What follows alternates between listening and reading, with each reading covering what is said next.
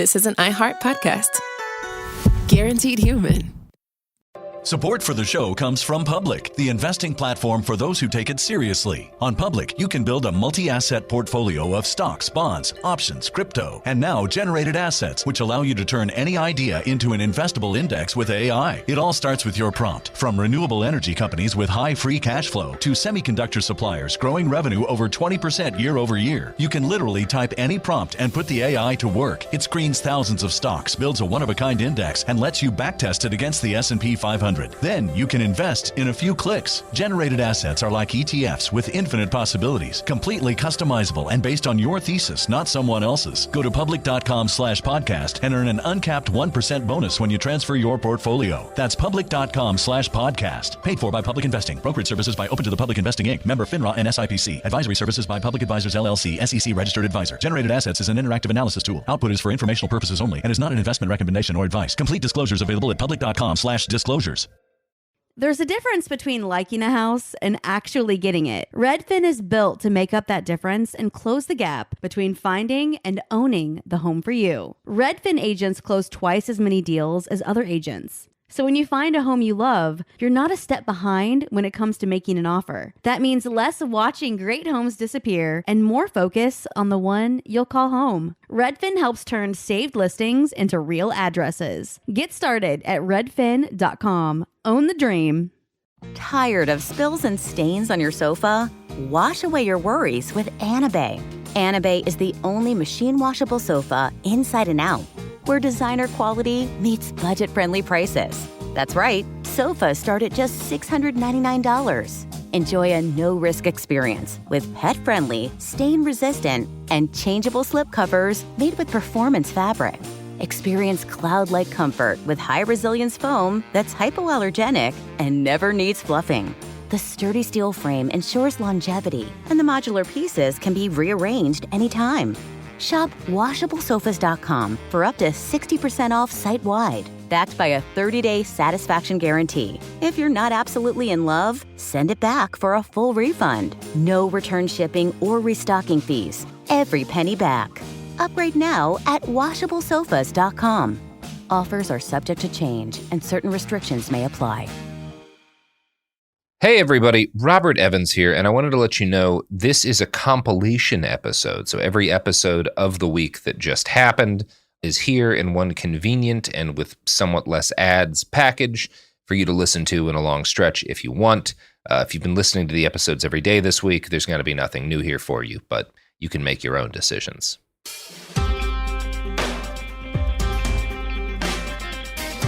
Quis Custodes, Ipsis Custodes.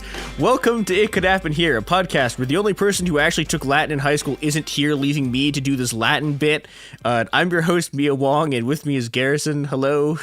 Hello. I'm not going to try to speak Latin because if I did, it'd be some like weird like esoteric incantation, and then it would open up a whole other can of worms. So, you know, this is the most well-known Latin. That's probably not true. The most well-known Latin is probably some bullshit from like Latin mass or something. But one of the more well-known Latins, which is Who Watches the Watchmen, roughly. It's not the popular translation is Who Watches the Watchmen, and by that I mean we are asking the question, who ensures that the American Supreme Court does not just sort of collapse into a ball of pure corruption? And the answer was nobody. So true. I always trust in the Supreme Court. Yeah, it's great. I learned I learned that we pay these people $285,000 a year. Like, we pay them $285,000 to, like, take our rights away. This is just insane. Like, why? Why do we do this? It's, Well, I mean, there's a very clear reason why we do this, actually, that maintains the semblance of order and civility. Yes. However, a deeply fractured culture. This is coming apart because these stupid assholes can't even maintain the veneer of not being like the most corrupt people in the history of mankind. So we're coming off of like there wasn't really a potential for this session of the court to be as bad as like last year's one where they killed Roe. But they killed affirmative action, and they also did this really, really... just sort of really weird ruling on queer stuff and the business's right to discriminate and choose the business's right to choose how to use their creative expression, which has resulted in a bunch of really funny things. I saw this morning, actually, there's this hair salon who was refusing to serve LGBTQ clients, which now all of the suppliers for the hair salon are no longer sending orders to the hair salon because they're also allowed to discriminate from this hair salon and because of the same ruling. So it's creating all these really complicated supply chain things with businesses choosing to be really homophobic and queerphobic, and then the type of suppliers just not giving these businesses the supplies they need to operate their business, which is pretty funny. It's really amazing too. So the other thing about this is this is the actual ruling where any pretense that this is a functional court was just sort of thrown out the window. Because so one of the the fundamental principles of this is one of the fundamental principles of the common law legal system, right? Of the legal system that not only the U.S. is based off of, but literally we're talking hundreds and hundreds and hundreds and hundreds of years of history that predate the American system. Arguably, you can trace this back to the Roman system. One of the things it's fundamentally based on is that you cannot try a case on a hypothetical. Something has to actually happen for you to have a case. And this case has just thrown that shit out the window. So what this case was is there's this woman who supposedly is a wedding website designer, and we'll get back to that in a second because oh boy, just straight up lied to the court and claimed that a guy had requested her make a wedding website for a gay wedding, and this never happened, right? This did not happen. The journalist tracked down the guy who she said had requested a website, and that guy is A, straight, B, had already been married, and C, is a web designer. Yeah, the whole story was just a fake. It was just a fake example. And I think that's the part of the story that I think got the most press. But the part of the story that I think is funnier is that she's not actually a wedding website designer. This entire case, she set up this entire site. What appears to have happened, she's not a wedding website designer now, right? What appears to have happened is that she and this sort of one of the sort of right-wing legal networks got together and cobbled together this business specifically so they could get this ruling. So which seems like that should be illegal. This sounds like it's all of this is illegal. It sounds like legal fraud or something. She should be on trial for perjury right now. Her lawyers should also be her lawyers and her lied under oath multiple times to multiple different courts. Yes, but that's obviously never going to happen. This is, what we're seeing here, right, is the sort of thin legal veneer that has always been sort of over the Supreme Court that's supposed to make it seem legitimate is just sort of unraveling. And at the same time, so if you think that makes the Supreme Court look illegitimate, wait till we get to the corruption. This is the real reason we're doing this episode, because oh my God, Jesus Christ, oh God. The thing I really learned from this is I didn't understand how rich Supreme Court justices are. Clarence Thomas, and in all of the pieces about Clarence Thomas, right, it starts with he is the poorest of the Supreme Court justices, and his family makes $800,000 a year. I was that seems like a lot of money. I was what are you even talking about? So in terms of the sort of corruption stuff that's been happening, there's been a bunch of research done by ProPublica into a bunch of just incredibly shady and corrupt things that a bunch of Supreme Court justices are doing. So we're gonna start with Bastards Pod alum Clarence Thomas. So one of Thomas's close friends is this real estate mogul named Harlan Crow. And Harlan Crow sucks ass. Harlan Crow sounds like what you would name some weird rich villain in a pulpy 70s mystery novel. Did you see when people figured out who this guy was and it went around on Twitter? No. Oh, I'm so excited for you. Okay, this is gonna be great. So Harlan Crow he's one of the country's largest landlords. He has he's a portfolio of $29 billion of assets. He owns properties like all over the US. He also, so he has a giant mansion, right? And in his giant mansion is a bunch of Nazi memorabilia, including an autographed copy of Mein Kampf. This guy, yes, okay. Yeah. Now that you mentioned the Nazi memorabilia, I now am remembering who this is. So he has the things that like stereotypically you would assume that like a Nazi paraphernalia guy has, right? Like he has that signed autographed copy of Mein Kampf. He has a bunch of pictures that were drawn by a bunch of like actual paintings that were drawn by Hitler. But he also has weird shit, like stuff I've never seen before. Like he has like these sets of like napkins that just have swastikas on them because they were like official Nazi napkins.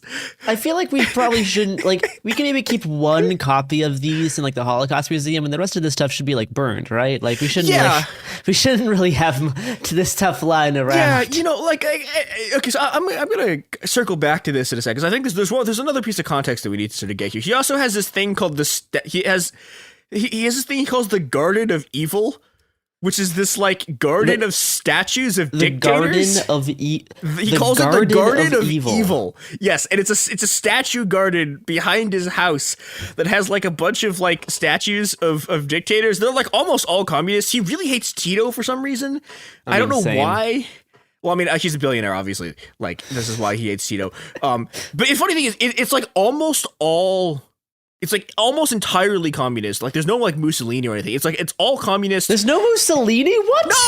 No. There's like there's a host named Mubarak, and then there's one of what's that guy's name? I can't remember his name. Princeps, the guy who shot Archduke Ferdinand, which is weird because that guy was not. He wasn't evil. No. Well, that's. I will not. I refuse to take a position on that. That's not my position. My position, like. But he's not a dictator. That's like on the level of like evil on a dictator level. He's no Mao. He's no Hitler. Like, come on. Well, but like he also like again, he is not a dictator. He was just some fucking random guy. Like the guy who killed Archduke Ferdinand. Like baffling stuff. But okay, the important thing about this. Well, wait. First, who would be your first 5 statues in your own Garden of Evil? The Garden. Oh, okay. This is going to be very biased because I'm ranking this by people I have personal grudges against. Okay, well, so if we're doing personal grudges, that changes the list. Recep Tayyip Erdogan, Sisi, what the fuck is his name? Paul Volcker. Who else do I have a personal grudge against? Who's a dictator? Mohammed bin Salman, because he bought my fucking StarCraft League. What the fuck are you talking about? We'll do an episode on that one day. Okay, I'll put. Okay, we'll put Mao. We'll put Mao at number 5. Fair. Okay. Now, okay, so the reason I bring up the Garden of Evil, right, is that so he has like a thing where he puts all the stuff from the evil dictators. But then all of the Nazi stuff is just like randomly strewn about his house. Yeah, his living quarters. Yeah, like they'll just be paintings by like actually he has like Bush paintings too. So he'll have paintings. It'll be like Bush. There'll be like a Renoir, and then there'll just be a Hitler painting. And it's like, he's this guy. You know, all of his friends and me, because this guy has like a bunch of like right wing. Because he's one of the guys. I'm sure his friends are normal, well-adjusted people. All of his friends are being like, this man is not a Nazi, and I'm like, he has. I don't know, man. Like there are not many non-Nazi reasons why you would have like multiple of Hitler's paintings hanging on your wall and also the signed autographed copy of Mein Kampf. I just want to remind myself that there's evil in the world. You know, okay. This gets me pissed off. So one of my grandpas took a Nazi sword off a dead officer and like brought it home from the war. And it's just, we still have it because what the fuck are you supposed to do with that, right? So like so like we have one of those, right? But like we didn't take an autographed copy of Mein Kampf. We fucking killed a Nazi officer and took it from him. Like if you're gonna do this, you have to do it correctly. Yeah.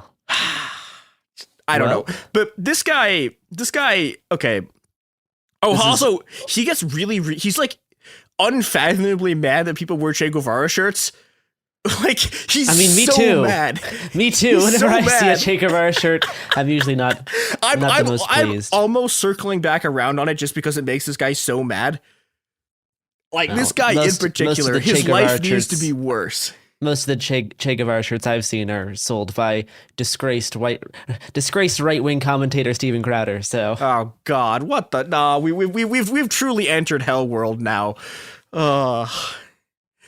Okay, so why am I talking about Harlan Crow? Partially because he's really funny. Doesn't he like give a lot of money to like certain people? So okay, we're yeah. So he's one of the people who runs a really, really extensive network of sort of like this like right wing like think tank dark money network that, you know, buys judges, like pays for people's legal careers. And he's also very close friends with Clarence Thomas. And so I'm going to just run through all of the shit that is like, all of this just like incredible corruption that he's doing. So, okay, so I'm going to start with like, this is like the level 1 corruption, which is, so Crow bought Clarence Thomas's mom's house and then did, quote, tens of thousands of dollars of improvements to the home.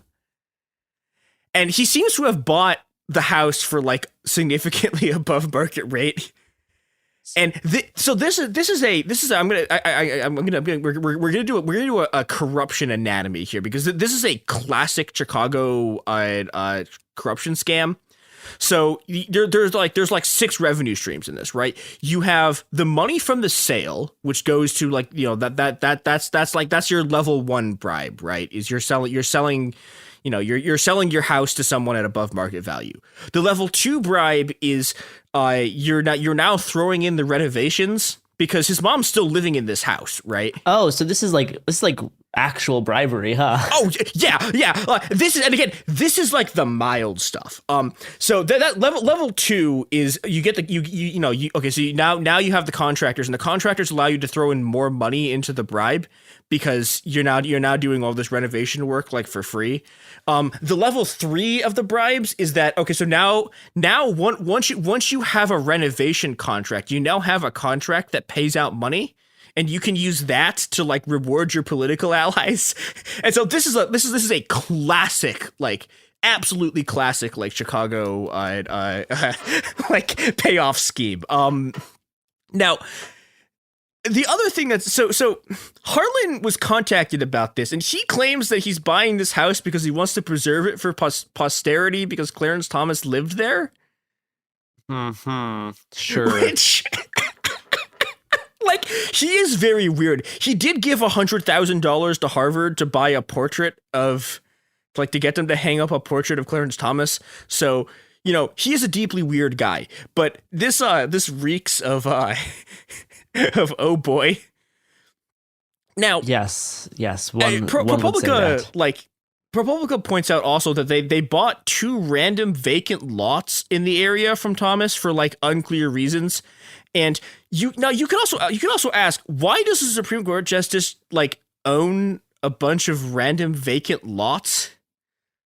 And the answer to this question is that these people are part of the real bourgeoisie. They are like they are like as like alien to us. Real estate scamming, right? This is like, yeah, like basically, yeah, like they're doing stuff, like they do stuff with their money that like makes them like they are like as dissimilar to us as like we are from like a fucking Neanderthal.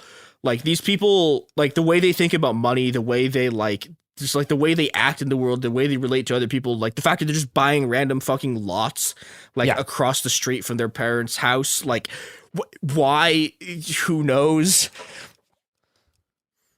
And okay, so the thing that's very important about this, right, is if you know, okay, everyone in the government, right, from like. Starting from every court that is below the Supreme Court down to like a fucking astronomer who works for a national lab if you receive a large gift over $500, you have to report it to the government, and there's like an ethics process you have to go through. And the standard, and again, this is the standard that holds from like the fucking president of the United States down to, again, like a random astronomer. They are not allowed to do anything that has, quote, even the appearance of impropriety. Now, do you want to know who these standards don't apply to? The Supreme Court? Yep. Does not apply to them. There's only one thing they have to do, right? And again, this is amazing. Like, so again, everyone else has actual enforceable ethics standards. The Supreme Court you have to report it. It doesn't have to go to an ethics commission. You just have to report it. And I'll give you 3 guesses as to how much of any of the shit that I just talked about that Clarence Thomas reported. Probably none of it. Nope, absolutely none. Zero of it. Like over 100,000, like probably like $150,000 of bullshit. No reporting at all. I'm sure the cops are going to go arrest him for all these crimes, right? Yeah. Right? Any day now. The FBI is going to be busting down his door now that we've cracked this one wide open. Hey. Okay. Do you know who else is, and I am not joking, legitimately is bound by significantly stricter ethics regulations than the Supreme Court?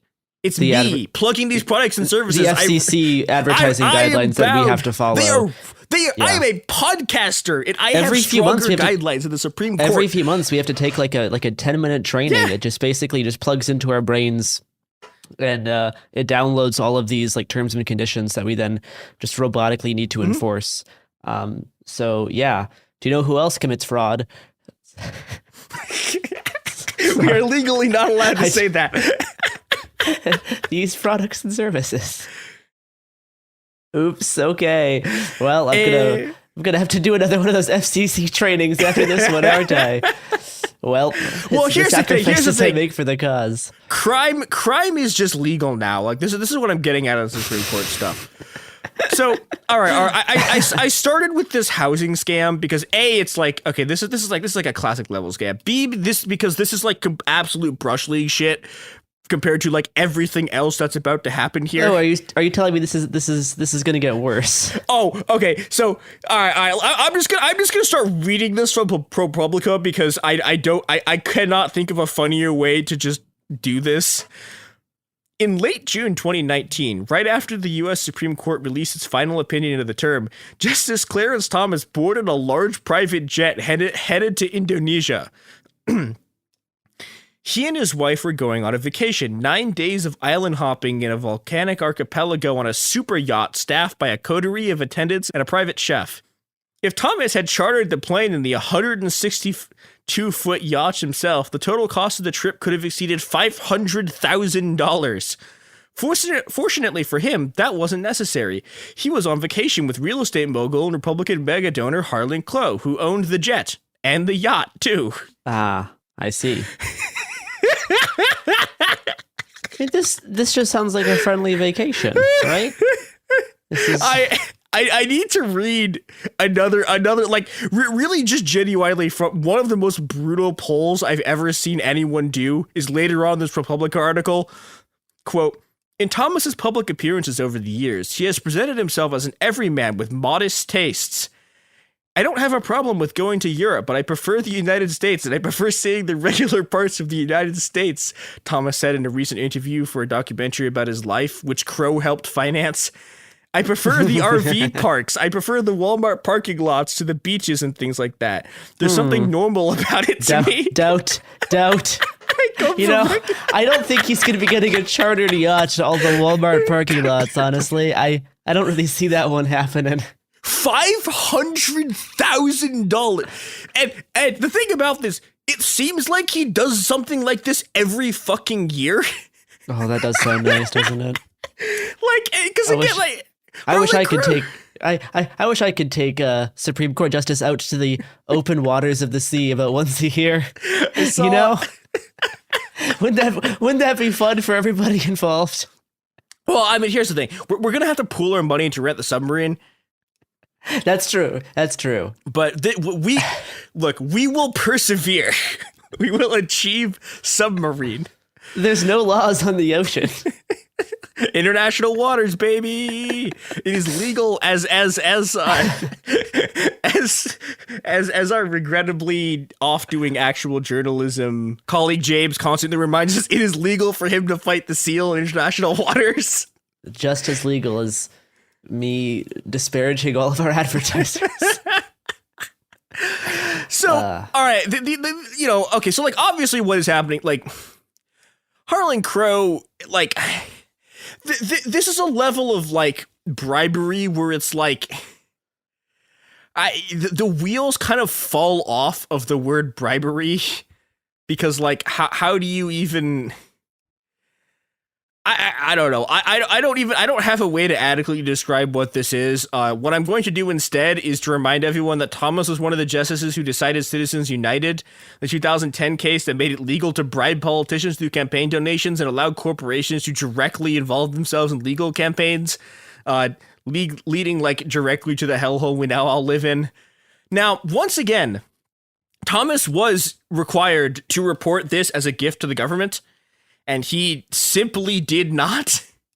And, you know, this is one of those things where, okay, so like if a normal person does this, right, in the government, you would take them to court. But we've now returned to our problem of who watches the watchers, because it's the Supreme Court, right? They've established themselves as a dictatorial ruling council based on a power grab, and I'm gonna do the Supreme Court rant I do every time. But the Supreme Court does not have the power of judicial review. They do not have the power to strike down laws. They don't have it. They fucking invented it out of whole cloth in 1802. It doesn't exist. It's not real. It's never been real. You can just fucking ignore them. But in the meantime, while everyone believes that it's real, they get to do this bullshit. And, you know. So, yeah, so that Indonesia trip is like the big one that we know of. He took another one to like Moscow at another point. The other thing that he seems to have been doing a lot is basically like he like just uses Harlan Crow's private jet as like his own jet.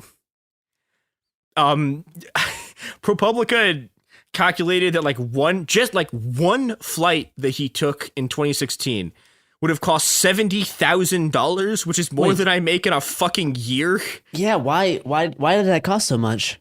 It's really expensive to lease those kind of like that specific kind of private jet. Oh, okay. If it's for a whole private jet, that makes sense. Yeah, I simply wouldn't lease a whole private jet, but I'm just built different. Clarence Thomas is built even more different, because instead of leasing it, he just has a friend who has the jet who just lets him take this. One of the things Republican was doing is they were just tracking the jet, and they could match the jet showing up to the airport where Clarence Thomas was going to be, and the jet would mysteriously then appear in a location where Clarence Thomas appeared, and it was like, And this is something we should specifically note. So, okay, the reason the Supreme Court has to do any of this at all is that like someone finally had a good idea right after Watergate that was like, we should actually make everyone in the government disclose their gifts. And this law actually like included the Supreme Court, although I feel like it won't in like 2 years when they strike that law down or some shit. But, you know, but again, like one of the things like specifically in this law is if you take a private jet, you have to report it. And Thomas has been just like jetting around in this fucking jet for like at least 7 years that we know of, and has never reported it. So I'm sure the FBI is going to be busting down his doors any day now. Oh yeah, and again, like lest you think we've reached the end of the Clarence Thomas corruption. Crow also like. Okay, so you know how Clarence Thomas's wife is like a QAnon person? Yeah. Who tried to overthrow the government? Yes. So she has like a it's like a basically bullshit like political lobbying group, but it's like, so it's a lobbying group, but like the actual thing that it does is reverse lobbying, which is you can go to the lobbying group and use it for like to get access to Clarence Thomas. And that group funded I didn't write down the number amount, but like that group got like $200,000 that again his wife works for got like $200,000 from Crow. There was another story that which just now I'm no lawyer. These are not actual. These claims have no basis. This is just an uneducated opinion. But to me, if I saw this in a movie, I would call this money laundering. Oh yeah, oh god. Okay, so let me just go to the next one because there's fucking more. There's more. There's like so. All right, Clarence Thomas has like a grandnephew that he like adopted as his son, basically. Like he like went to the family of this kid and was like, I can give this kid everything in the world, so you should like give him to me. I'm sure this is all above board. I don't know. This is... what about this man has proved to you that he's untrustworthy? What do you mean? Okay, to be fair, Clarence Thomas makes the argument that like he did this because like he was abandoned by his father as a kid and was raised by his grandfather, and so he was like, okay, I'm gonna raise this kid like my so I'm own, gonna steal give this him a child. better life. His parents seem to have agreed. I don't know. You can read into that the level of sketchiness that you want to. The part that I want to talk about is that this kid. Okay, so. A thing that I didn't understand until I got to like college is that like, okay, so like I knew intellectually that private schools existed. I did not understand that private schools, there are like there's like, because I was used to like Christian private schools, right? Yeah, like, yeah. I did not like, I didn't like get how rich people could be. And I didn't understand that they were like, I like walk in there and there's like 9 kids who all speak Latin and every single one of them went to a private school that was like at least 50, like somewhere between $50,000 and $100,000 a quarter. Yeah. I was like, what the fuck? What the shit? So Clarence Thomas isn't. So the schools he's going to aren't quite that expensive, but the kid the ones he sends this kid to, so for 2 years the estimate is that it was $150,000 per year. That was for 2 years, so $75,000 a year, which again more than I make in a year. That's reasonable. That's fine. That's fine. That is more than like. That is more expensive than my fucking college. That is more expensive. Like I like that. No, it is a ludicrous amount of money. And guess who paid that? I'm guessing Harlan Crow. Yeah. Just wild. I don't know. I'm just gonna pick like a random name off the top of my head. Probably this Hitler's #1 fan, Harlan Crow. It's so amazing because like again, all of these people have this like every single like conservative every conservative journalist, like every conservative judge and every conservative politician are all they all funded have by one the of same... these guys. Yeah, well, it's this guy. This is the guy, and so and every single conservative. The Koch brothers fund a whole bunch of like content creators, like but almost every big like right wing dude has one of these guys, which is totally unfair because the entire left has to share one of these guys. We only get one, and he has to fund everything on the left. Meanwhile, the right has like a dime a dozen of these fucking billionaires. Legitimately, this was actually legitimately the thing that caused Soros to get into politics. Was he looked at this and he was like, "What the fuck is going on? Like, this is insane. Like, what do you mean? Like, the American Enterprise Institute just like creates Supreme Court justices? Like, what? And but the funniest part about this is again, whenever any of these pieces come out, like every single conservative like pundit, like in unison. And like all of their fucking newspapers, all of their magazines, they're all funded by these people. So they all publish like identical things going like, how dare you criticize like the noble friendship of this billionaire and the Supreme Court justice who are just pals. They're just extending hospitality like you would to any other friend by taking them on a $500,000 cruise around on your yacht. It's like incredible stuff.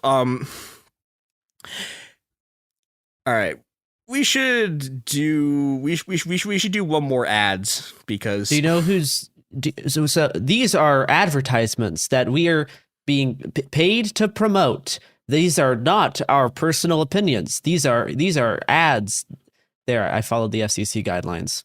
Here's the fucking ads. And we're back. Totally not gonna get in trouble for that one. Lest you think, and I kind of emphasize this enough, this is something that was like, when these stories first started coming out, the way it was framed was like Clarence Thomas is like a uniquely corrupt Supreme Court justice.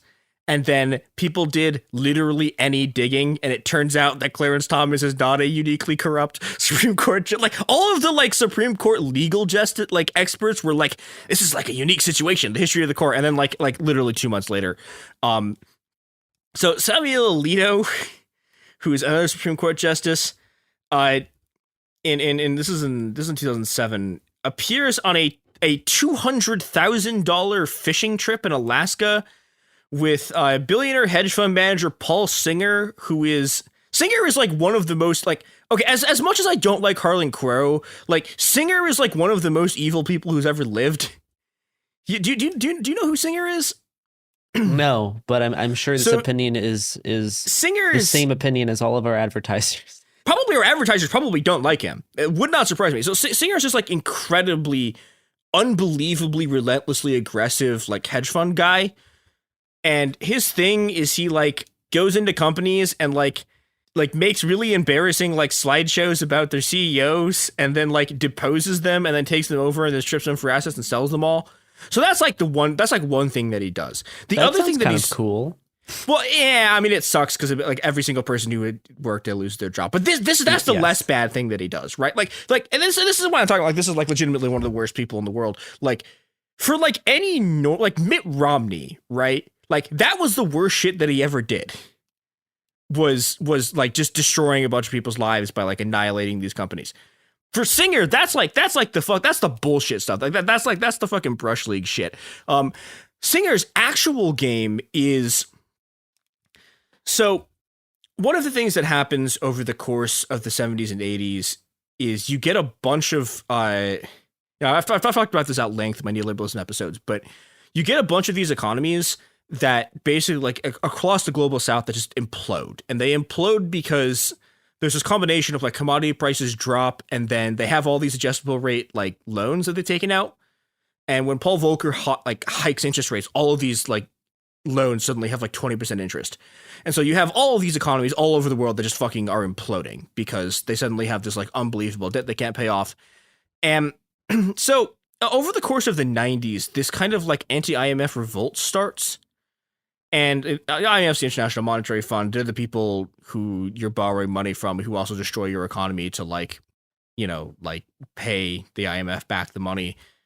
By the time you get into like the 2000s, it's gotten less bad. Well, it gets bad again in 2008, but there had been this process of debt restructuring where these countries were allowed to like only pay like a small percentage of the debt because they just literally couldn't pay it because their economies had been destroyed. Or, and this is another very common thing, you get a country where like a bunch of loans were taken out by like a dictator and he would just like buy planes with them and then he'd get deposed, but you know, the IMF and like the World Bank would still hold him liable for the loans. And it's like, well, okay, like that's like the money's gone, right? Like it's in like a bunch of gold bars this guy like drove across the border when he like fled. Singer is like the last guy who really goes in for like to buy this debt. And the result is this. So for example, like he buys a bunch of the debt of the Democratic Republic of the Congo. And the result of this is that he turns like the entire Congolese economy into this debt servicing machine. Where like just like every like they're stripping the copper wires out of the buildings in order to like fucking pay for, or metaphorically. So metaphorically they're stripping the copper wires to pay this debt off. Not metaphorically, they are taking food from the mouths of babies because the way this stuff is paid for is they cut a bunch of government assistance programs and they're like, you know, they don't build fucking hospitals. They don't staff hospitals. And so like a lot, like he has killed a lot of people. And his most famous version of this was this battle that he waged against Argentina. So in 2001, there is this massive, like, basically like the last 20th century, like the last 20th century communist revolution happens in Argentina in 2001, and they lose, but they lose only pretty narrowly doesn't work. Like there is a timeline that is not that different from this one, where like a bunch of anarchists basically have taken control of Argentina. And the result of this is that Argentina defaults on its debt. And, you know, they default on this debt, so they enter this restructuring program, and all of the rest of the, like, people who are, like, holding this debt are like, okay, well, in order to let the Argentinian economy recover and get, like, some of this money back, we'll just, like, we'll write off most of our debt. But Singer, like, looks at this and is like, oh, shit, I'm just gonna buy all this debt that I know is junk and can't be repaid, and then I'm gonna go to the courts in the U.S. and, like, just force Argentina to repay it. Now, this is not how debt is supposed to work, right? The thing about debt, right? The thing about like lending someone money, or, you know, this is essentially what buying someone's debt is, right? The thing about that, right, is if the person can't pay you back, you are out of the money, right? Like that's you know, this is the theoretical economic justification for why you can charge interest, because there's risk. But what Singer figured out is that you could just use the U.S. court system and, you know, the threat of the implicit and explicit threat of the U.S. military to just like force people to pay you whether they have money or not. And this is what he does. He's the one creditor, because he buys like an enormous amount of this debt. And he's the one creditor who refuses to negotiate. And so he like starts running around the US trying to like steal Argentinian assets. Like he tries to have like Argentina's central bank reserves seized. There's another, like the most famous instance, he tries to steal an Argentinian warship in order to pay down the debt. There's another one where like he tries to steal Argentina's entire pension fund. And this causes this like series of like lawsuits that sort of like run their way through the courts. And in 2014, one of these cases finally makes it to the Supreme Court. And this is where Singer's $200,000 Alaskan fishing trip pays off, because Samuel Alito rules that Argentina has to pay Singer $2.4 billion. And eventually they do. So Alito, he also has another guy who just like pays for his vacations, who's the, I don't know if I want to say incredibly named or disturbingly named, but this guy's name is Robin Arkley II. Wait, Robin Arkley? Robin Arkley II. The second. Got it. Okay. Yeah, and he's also like a genuinely terrible person. Like these are all like, you read Hitchhiker's, wait, no, have you read Hitchhiker's Guide to the Galaxy? No. Okay, so my favorite bit from that is, there's a bit where like the encyclopedia from the Foundation series, like from the future, like falls down and it falls open onto a page, and someone had just made a joke about how these people are going to be the first against the wall when the revolution comes, and the encyclopedia from the future drops down and they open it and it says these two people were first against the wall when the revolution came. And that's like all of these people. These are like the worst people in the fucking world, or like in the US.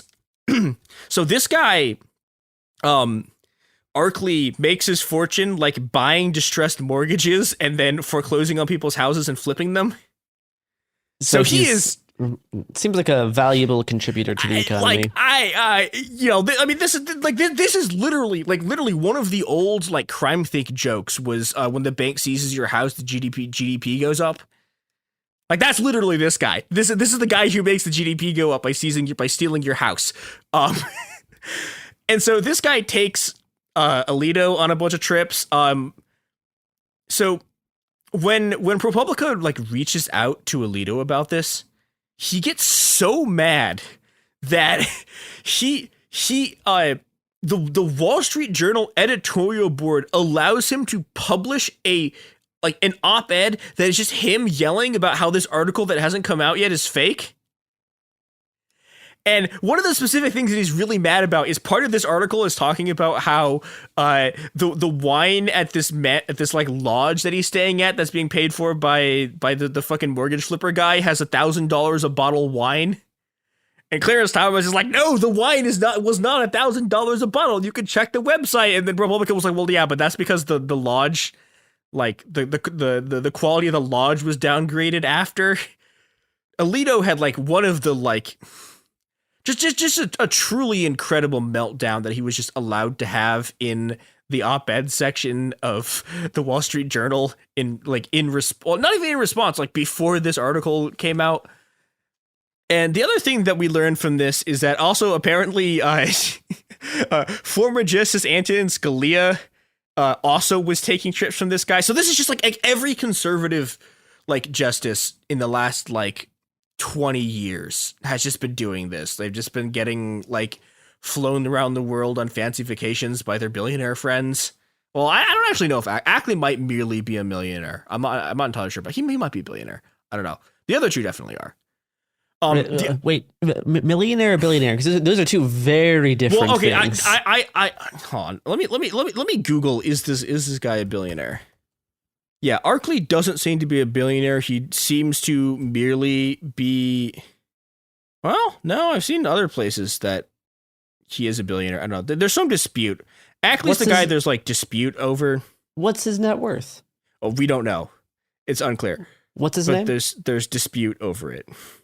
Disputed net worth. Yeah, unclear. The other two guys definitely billionaires. This guy may be a billionaire, unclear.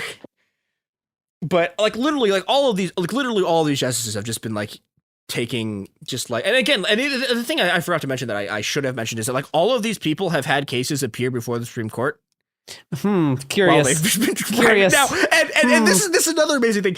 This is a thing that came up like really prominently when there was a case that there was a case about the attempt to like overthrow the government in 2020 or in 2021 that like, well, in 2020 and 2021 that Thomas like objectively should have recused himself from because his wife tried to overthrow the government and he just didn't. And this is a really important thing, which is that Supreme Court justices, like your fucking daughter like could be one of the plaintiffs in a case and you don't have to recuse yourself.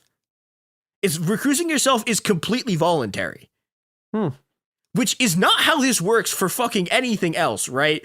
But again, the Supreme Court is not like, it's not actually a court. It's just like it's just this like weird dictatorial tribunal that is subject to like absolutely no authority whatsoever. And so it also turns out that there's yet another layer of fuckery with this, which is that universities use Supreme Court justices to solicit donations by like so they'll invite a justice to like give a talk at the university and they'll pay them a bunch of money and then they'll have them like go to a dinner. And then they'll advertise to all their donors, like, hey, if you give us a bunch of money, you can go to this dinner with the Supreme Court justice. And so a bunch of a bunch of people who have cases in front of the Supreme Court, like use this to go get access to a bunch of Supreme Court justices. So it's great. This is really fun. Did I do the Venmo thing? No. Oh, I forgot the Venmo thing. Okay. Here's the Venmo thing. So 2 days after I started, like 2 days ago, like from the time of writing, this will be this will actually be like almost exact. Well, it'll be like almost a week from when this comes out. There was another thing of this that came out, which is that a bunch of lawyers had just been sending money on Venmo to one of Clarence Thomas's aides, and these like these are not just people who have like active cases. These are like one of the guys who Venmo'd Thomas's aide is the guy who won the affirmative action case, and another one of the other lawyers who Venmo'd him is the guy who I don't know if you remember this, like in like the last like term of the court, there was a case where the Supreme Court like fucked the EPA's ability to regulate greenhouse gases. So that lawyer also paid a bunch of money on Venmo to Clarence Thomas's aide. So this is the level of corruption that we're working at, right? Which is like people sending public Venmo transactions to the aides of Supreme Court justices who are about to hear their cases.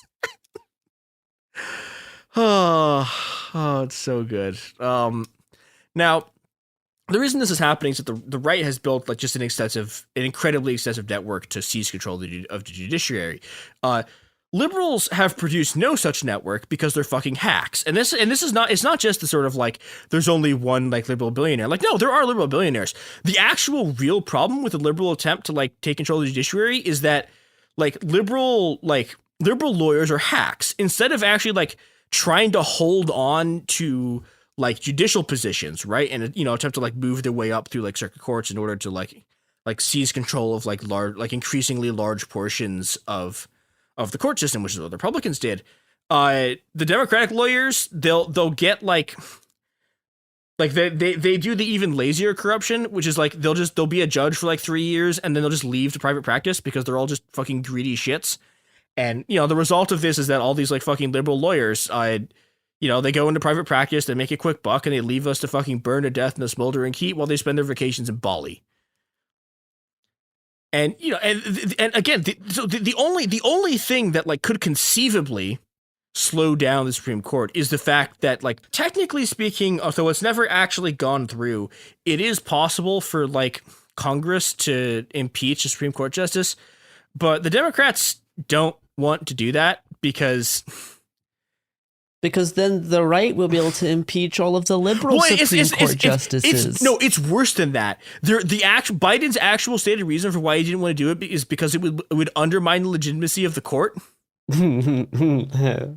And, you know, and the result of this is that, like, for all their fucking screaming about lawlessness and rising crime rates, the fucking biggest criminals in the entire goddamn country are just literally sitting in their stupid ass robes, taking the biggest bribes in the history of the fucking republic. And the Democrats are just like, well, if we do anything, it'll undermine the faith in our institutions. So, yeah, fuck them. But also, like, we don't fucking need these people. Like, you could fit all of these people in one submarine, and we could just be fucking done with it. And then we would get a whole bunch of new Supreme Court justices picked by Joe Biden, and they would save America. So that's why we need to vote for Joe Biden 2024. Save America. Yeah. This is the submarine. This is the submarine plot. It'll go great. We'd have to mandated submarine vacations for all Supreme Court justices. Yeah, a submarine is now the only vehicle you're allowed to travel on if you're a Supreme Court justice.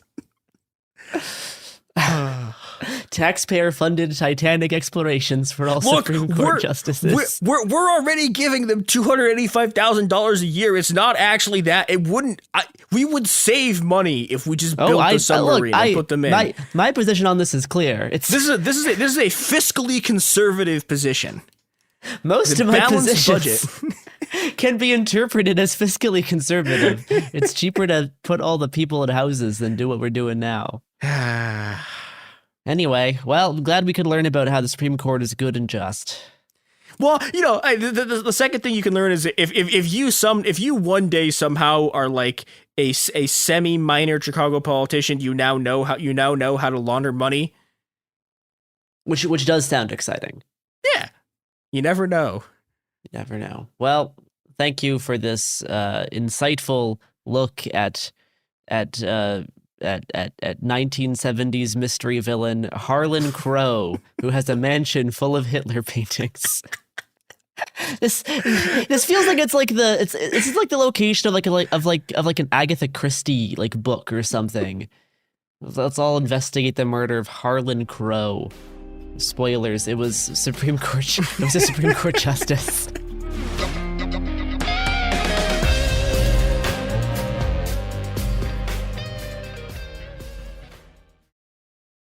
Support for the show comes from Public, the investing platform for those who take it seriously. On Public, you can build a multi-asset portfolio of stocks, bonds, options, crypto, and now generated assets, which allow you to turn any idea into an investable index with AI. It all starts with your prompt. From renewable energy companies with high free cash flow to semiconductor suppliers growing revenue over 20% year over year, you can literally type any prompt and put the AI to work. It screens thousands of stocks, builds a one-of-a-kind index, and lets you backtest it against the S&P 500. 100. Then you can invest in a few clicks. Generated assets are like ETFs with infinite possibilities, completely customizable and based on your thesis, not someone else's. Go to public.com/podcast and earn an uncapped 1% bonus when you transfer your portfolio. That's public.com/podcast. Paid for by Public Investing. Brokerage services by Open to the Public Investing Inc. Member FINRA and SIPC. Advisory services by Public Advisors LLC, SEC registered advisor. Generated assets is an interactive analysis tool. Output is for informational purposes only and is not an investment recommendation or advice. Complete disclosures available at public.com/disclosures.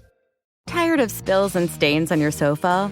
Wash away your worries with Anabay. Anabay is the only designer sofa that's machine washable inside and out, starting at just $699. Plus, Anabay sofas are pet-friendly, stain-resistant, and feature changeable slipcovers and modular pieces. Get up to 60% off site-wide with a 30-day money-back guarantee. Visit WashableSofas.com to get yours now. That's WashableSofas.com. Offers are subject to change and certain restrictions may apply.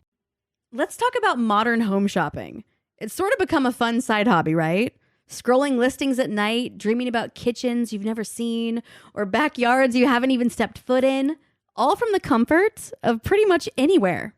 Redfin knows a lot of people like you want to own, but are stuck in this browsing mode loop. That's where Redfin flips the script. With listings that update within minutes and tours you can book right from the Redfin app, you can see your dream home the moment it appears. Now, liking a listing is easy, but actually landing it, that's where Redfin comes in. Redfin has over 2,200 agents with local expertise. And Redfin agents close twice as many deals as other agents. That means they want to help you win, not just window shop. Redfin is built to help you go from just looking to wait, this could actually be home. So become the newest neighbor on the block. Visit redfin.com to start finding and start owning. That's redfin.com.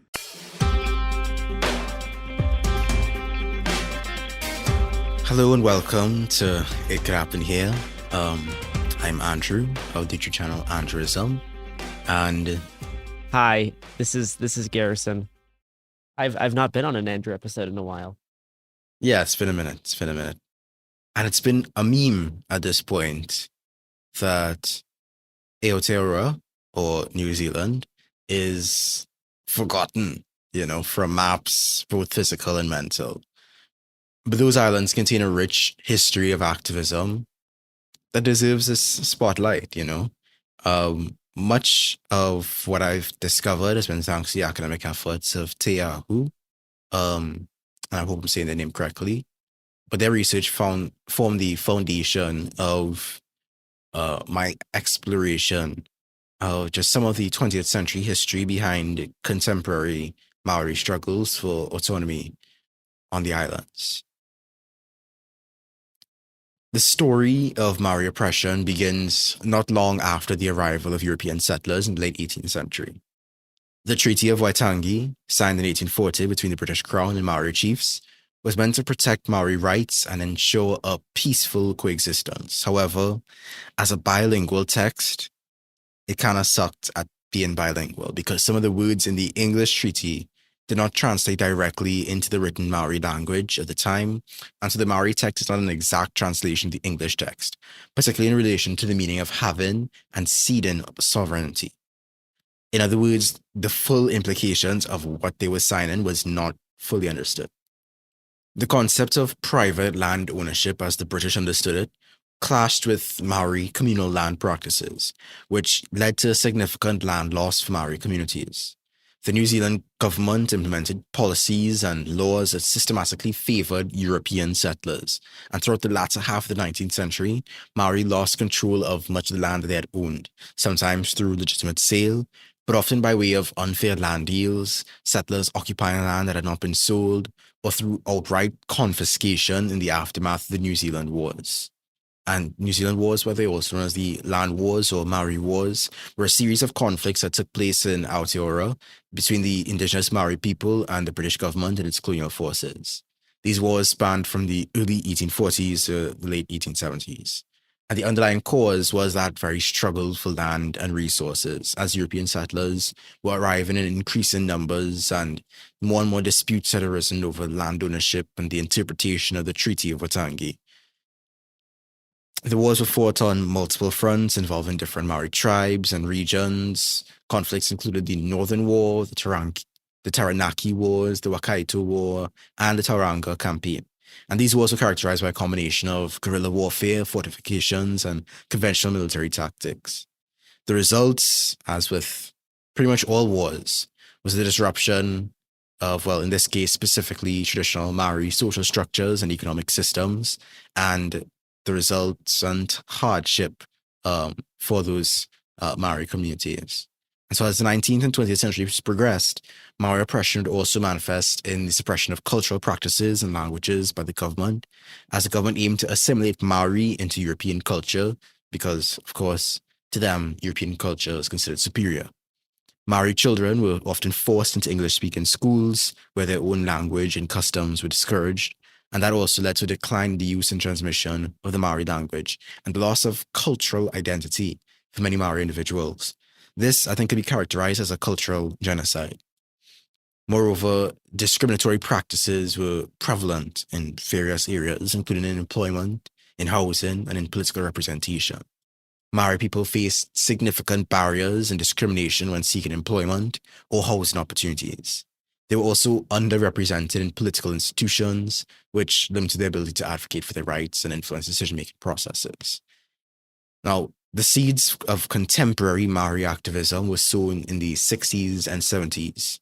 Struggles were taking place basically from the point of first contact, but Maori activism as we understand it today really launched with a new fervor in the 60s and 70s. The late 60s and early 70s really marked a turbulent period globally because there was an upsurge in class conflicts and social activism. You know, there were the independence movements and decolonization movements happening all over the world. It was a time when people all over were taking a stand against injustice and fighting for their rights. And this wave of political and social movements, also known as the New Left, had a profound impact on the islands as well. In New Zealand, as in elsewhere, student activism was really taking shape. Across the world, students were protesting against the Vietnam War. In the US, they were advocating for Black liberation. And then there were also social movements gaining momentum, like the women's liberation movement, the anti-racism movement, the environmentalism movement, and the gay and lesbian rights movements. They were all, sparking around the same time. So the New Left in Aotearoa was shaped by these international developments. The late 1960s had witnessed a surge in student activism and the emergence of various social movements. Again, environmentalism, women's liberation, anti-racism, etc. And so Maori protest groups were really picking up on those movements, and those movements would shape the mindsets and the actions of Maori protest groups during that period. They were taking the analysis and the understanding of racism and other inequalities faced by Maori in a broader context. And so they will align themselves with class struggle as well and with the progressive ideals of the left at large. So at this point in time in the Maori struggle, it was characterized as largely leftist. That is something that will change later on as the movements become more heterogeneous, but for now, it's been mostly leftist. Even though there were some Maori protest groups that were less left-oriented and more just, national liberation focused, they still saw themselves as part of this broader left movement. Okay. They were still actively working to incorporate these radical intellectual traditions, particularly Marxism and feminism, into the Maori struggle. In the late 1960s, there was this very strong collaboration taking place between Pakeha, or European New Zealanders, and Pakeha anti-racist groups, and the emerging Maori protest movements. One significant event that really brought them together was the exclusion of Maori rugby players from the 1960 All Black Tour of South Africa by the New Zealand Rugby Football Association. And that decision, of course, sparked widespread opposition because at the time, South Africa was very much involved in apartheid, and this decision to exclude Maori rugby players from the team and from that particular tour led to many protests under this banner of No Maori, No Tour, which focused not only on the exclusion of the Maori, but also on the morality of engaging with a country practicing apartheid. More collaboration would take place in the form of the formation of the Halt All Racist Tours, group, also known as HEART, in 1969, which is an umbrella organization that united a couple different voices and groups, both Maori and Pakeha, in their opposition to racially discriminatory sports tours. They also involved organizations like CARE, which included young Maori political activists among its members alongside Pakeha political activists in organizing these panel discussions to address the position of Maori in New Zealand society. And then while this is going on, there's also the growth in the influence of individuals like Ngahuia Te Awekatuku and Donna Awatere, began shedding more and more light on the barriers that prevented Maori women specifically from fully participating and contributing to Maori society. They were out here criticizing the patriarchal nature of traditional Maori leadership and advocating for the speaking rights of Maori women, drawing inspiration from the broader non-Maori specific women's liberation movement as well. So these were like were these other movements that were happening in New Zealand that were kind of working together, or this just like part of like a broader trend of these movements in the 60s? Yeah, so they were starting to collaborate at this point in time. Both Pakeha and Maori political organizations were beginning to form connections and spark discussions. Those Pakeha organizations obviously being of the leftist variety, and the Maori organizations being primarily leftist, apparently aligned themselves with the leftist causes and political ideologies. But from like a more like indigenous perspective and standpoint and like goals. Yeah, definitely. All right, got it. One particular organization, which was formed in the mid-1970s, was created by Maori women within the Maori activist organization Ngā Tamatoa, who had embraced a feminist perspective to analyze the oppression faced by Maori women particularly. And this awareness was fueled by their experiences of frustration and anger with the Maori land rights movement, because these women are here and they're struggling for Maori rights as a whole, but then also they're facing issues as women, both in the organization and in broader society. Yep. So they're fighting to preserve the politics and culture and language of Maori society, while also seeking liberation from the oppression that they would face in that Maori society. So it's a struggle for both preservation and also reformation of Maori society, or rather liberation, preservation, and reformation. There was also an increase in strike activity and general class struggle happening during the late 1960s, which had a significant impact on the political education of many Maori workers who were fighting for better wages and improved working conditions.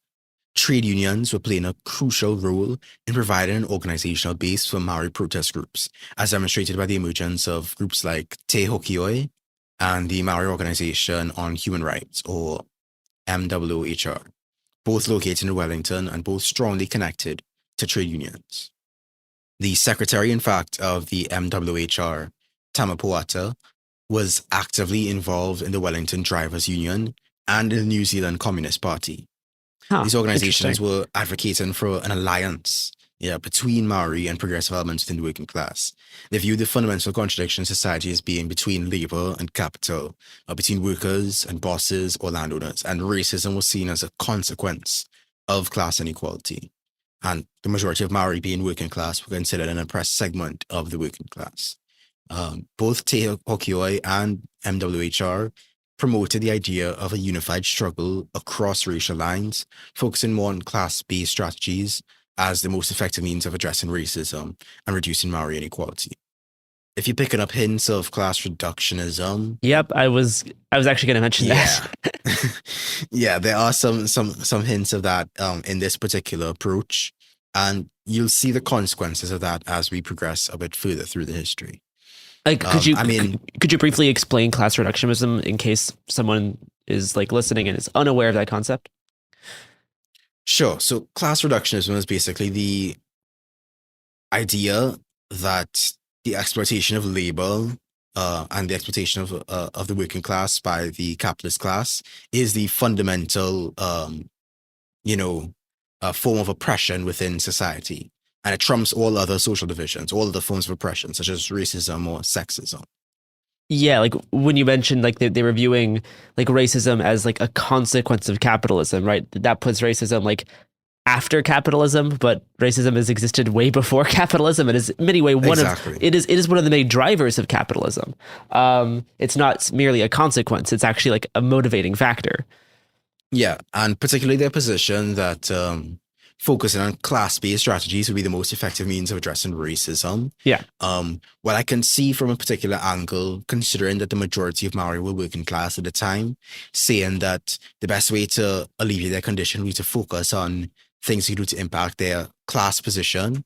Yeah. That may be true, but then at the same time, you also have to consider that the racism embedded within New Zealand society is not going to go away just as a result of the end to that class-based oppression.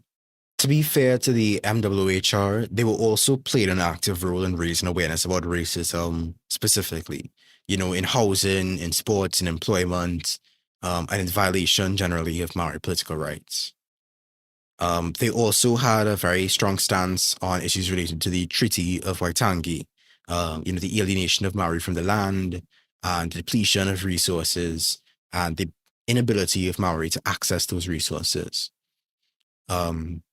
Their stance, interestingly enough, was really on sort of reclaiming the Treaty of Waitangi as a potential foundation for a harmonious and bicultural country, with the conditions that past injustices were addressed and rectified. However, like I alluded to earlier, there would be a shift as the movements would progress. The inspirational momentum behind Te Hokioi and MWHR had begun to wane, particularly during the early to mid 1970s. And eventually in 1975, the MWHR would merge with Mate Kite as part of the land rights movement, which marked the end of their separate existence and also led to the rise of Brown Power. So if Brown Power sounds like Black Power, that's because it's copying Black Power. Similar to the ideologies of Black Power advocated by folks like Kwame Ture and Charles V. Hamilton, Brown Power centered on the complete rejection of the racist institutions and values of New Zealand society and the belief that group solidarity was essential for effective collective action and negotiation. The proponents of Brown Power urged Maori people to unite, to recognize their shared history, and to foster a sense of solidarity and community. Significant emphasis was placed on the goal of Maori self-determination, which involved the ability for Maori to define their own objectives and to establish their own distinct organizations and institutions. So this is like, at this point, Brown Power, much like Black Power, is the opposite of just assimilation or adjustment or cohabitation with existing structures. It is a movement that desired complete autonomy from those systems, from those structures, an assertion of the freedom of Maori people to exist and not have their existence imposed upon. The organization, Ga Tamatoa, initially drew inspiration from the revolutionary faction of the Black Power movement in the US. However, as the group evolved, different interests and objectives had emerged, which led to a division within the movement. On the one side, there were the conservative, university-educated members, such as Sid and Hannah Jackson, Peter Rikis and Donna Awatiri. And on the other side, there were the more militant proponents of Black or Brown Power, like John Ohaya, Paul Kotara, and Ted Nia. Eventually, unfortunately, the more conservative members of Tamatoa really took center stage in the movement. Their strategies diverged from the militants in that they sought change through alliance with more liberal elements within the ruling class. They believed that by implementing appropriate legal measures, Maori could achieve prosperity. So they were really advocating for like welfare and self-help programs for Maori development. And in fact, there was even some belief among them that New Zealand capitalism, coupled with the parliamentary political system, could be rid of racism, that you could extract racism from capitalism and then everything would be hunky-dory. Interesting. Yeah. Which is like this perspective, which is like the opposite of like the class reductionism that we mentioned previously. Yeah. And I mean, this perspective is exactly the kind of thing that you see manifest again and again within political movements across the world, really. the interests of middle class, university educated individuals who are more focused on their own individual advancement within the existing system than an actual thorough critique of the structure and history of that system. And so when you're fueled by those individual interests and you're focused on how you can advance in that system in business or in politics, whatever the case may be, it's very easy to just, be like, oh, well, I don't know what you guys are talking about. I'm sure once we get the racism out of the way, we can all succeed, wink, wink. But of course, that is a rather myopic approach. And so as a result of the centrality of those individuals and that particular perspective in the movement, the meaning of brown power as a slogan kind of got watered down. It became more ambiguous and potentially associated with either Maori capitalism or revolutionary activity. Arguably, the same thing could be said for Black Power. A lot of advocates of Black Power ended up going in the direction of Black capitalism, talented 10th, Black business, Black wealth, that kind of thing. And well, we've seen the consequences of that. I mean, there are more Black billionaires and millionaires than there ever have been in human history, but that doesn't mean racism has been dealt with. Putting aside the capitalist-oriented advocates of brown power, on the revolutionary side, a new group would emerge to challenge the system. And this group, and you're gonna pick up on a little bit of a theme here in terms of inspiration. This group was called the Polynesian Panthers. Interesting. Yeah. They were established in June of 1971, and they had a membership primarily composed of Pacific Islanders such as Samoans, Tongans, and Niueans. And they drew, obviously, explicitly inspiration from the Black Panther Party in the United States. Just a heads up, in New Zealand, the Maori and the Pakeha, the Europeans, are the two primary groups, right? But in New Zealand, there are also minorities of other Pacific Islanders, Samoans and Tongans and Niueans and people from the other smaller islands within Polynesia, within the area within those various islands in Oceania and in the Pacific Ocean. And a lot of them had arrived as immigrants during the 1960s economic boom that had taken place in New Zealand. The founders of the Polynesian Panther Party were actually high school students. They weren't university students, they weren't adults, they were mostly from working class, first generation families. That's cool. And their parents were actually encouraged by the New Zealand government to migrate as cheap labor during that economic boom. But of course, as these things go, again, once even looking at this history and for any significant length of time, you see certain patterns emerge. So governments are going to invite you yeah, migrants come, we'll take advantage of your labor. And then the second there's a downturn, migrants are to blame for everything. So as the production boom was subsiding in the mid-1970s and living conditions were deteriorating, racism and police harassment against Pacific Islanders became even more prevalent. And by the way, Pacific Islanders does technically refer to Maori as well. And the Polynesian Panther Party's position is that Maori are Pacific Islanders, are considered part of the Polynesian Panthers. But I'm speaking specifically about the migrant Pacific Islanders and their experience here. They're dealing with, just like the Maori, they're dealing with low wages and poor living conditions. And the government, being migrants, they're in an even more precarious position because government had taken a more aggressive stance towards overstayers, people who overstay on their work visas, which put these first-generation New Zealanders at risk of deportation to countries that they had never visited, had never known. Being forced into these precarious circumstances, a lot of young Pacific Islanders were living in unsafe neighborhoods, and a lot of them felt compelled to join gangs or to stay hidden at home for survival. And so the Polynesian Panthers really emerged as an alternative option, seeking to provide a more positive path for young people in Pacific Islander communities. The Polynesian Panthers were particularly influenced by Huey Newton's policy of Black unity, and also echoed his distinction between revolutionary and cultural nationalism when debating the conservative members of Ngar Tamatoa. The Panthers identified the root cause of Pacific Islander oppression within the exploitative social relations of the capitalist system.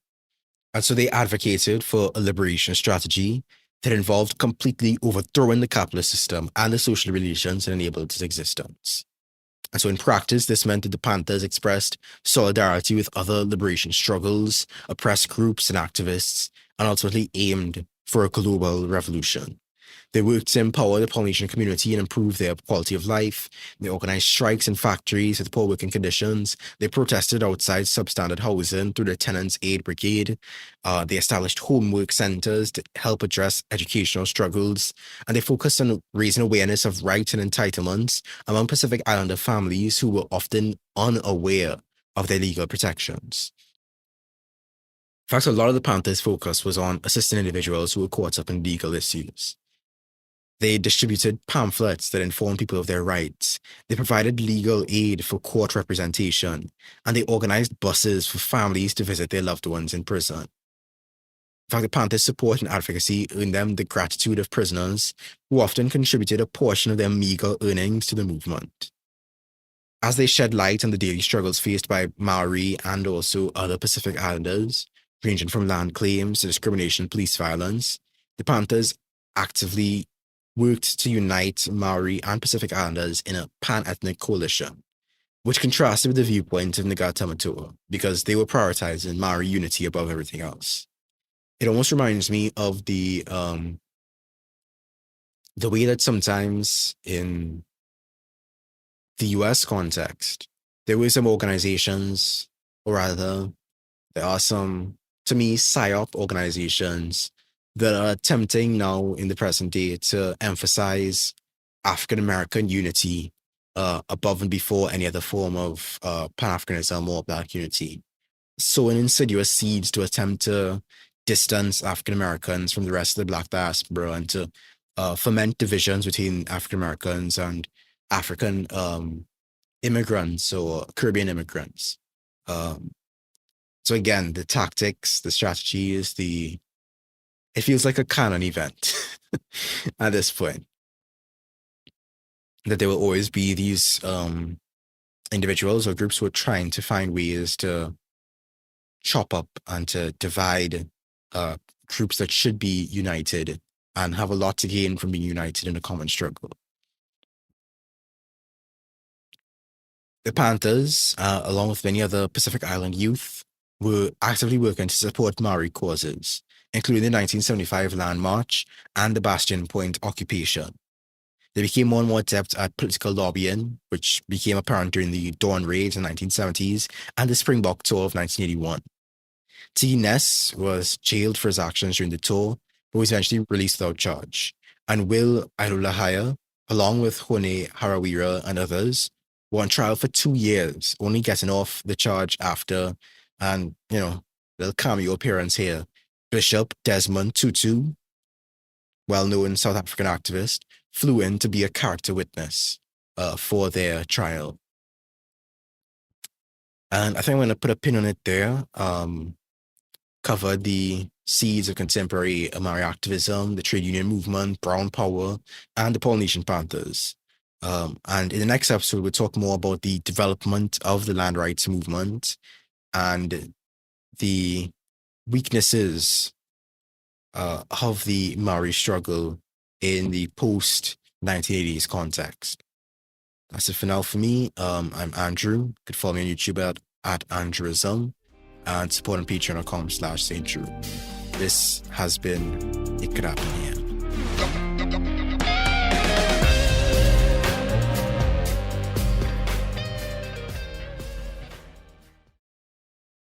Support for the show comes from Public, the investing platform for those who take it seriously. On Public, you can build a multi-asset portfolio of stocks, bonds, options, crypto, and now generated assets, which allow you to turn any idea into an investable index with AI. It all starts with your prompt. From renewable energy companies with high free cash flow to semiconductor suppliers growing revenue over 20% year over year, you can literally type any prompt and put the AI to work. It screens thousands of stocks, builds a one-of-a-kind index, and lets you backtest it against the S&P 500. 100. Then you can invest in a few clicks. Generated assets are like ETFs with infinite possibilities, completely customizable and based on your thesis, not someone else's. Go to public.com/podcast and earn an uncapped 1% bonus when you transfer your portfolio. That's public.com/podcast. Paid for by Public Investing. Brokerage services by Open to the Public Investing Inc. Member FINRA and SIPC. Advisory services by Public Advisors LLC, SEC registered advisor. Generated assets is an interactive analysis tool. Output is for informational purposes only and is not an investment recommendation or advice. Complete disclosures available at public.com/disclosures. Tired of spills and stains on your sofa? Wash away your worries with Anabei. Anabei is the only machine washable sofa inside and out, where designer quality meets budget-friendly prices. That's right, sofas start at just $699. Enjoy a no-risk experience with pet-friendly, stain-resistant, and changeable slip covers made with performance fabric. Experience cloud-like comfort with high-resilience foam that's hypoallergenic and never needs fluffing. The sturdy steel frame ensures longevity, and the modular pieces can be rearranged anytime. Shop WashableSofas.com for up to 60% off site-wide, backed by a 30-day satisfaction guarantee. If you're not absolutely in love, send it back for a full refund. No return shipping or restocking fees. Every penny back. Upgrade now at WashableSofas.com. Offers are subject to change, and certain restrictions may apply. Let's talk about modern home shopping. It's sort of become a fun side hobby, right? Scrolling listings at night, dreaming about kitchens you've never seen, or backyards you haven't even stepped foot in, all from the comfort of pretty much anywhere. Redfin knows a lot of people like you want to own, but are stuck in this browsing mode loop. That's where Redfin flips the script. With listings that update within minutes and tours you can book right from the Redfin app, you can see your dream home the moment it appears. Now, liking a listing is easy, but actually landing it, that's where Redfin comes in. Redfin has over 2,200 agents with local expertise. And Redfin agents close twice as many deals as other agents. That means they want to help you win, not just window shop. Redfin is built to help you go from just looking to wait, this could actually be home. So become the newest neighbor on the block. Visit redfin.com to start finding and start owning. That's redfin.com.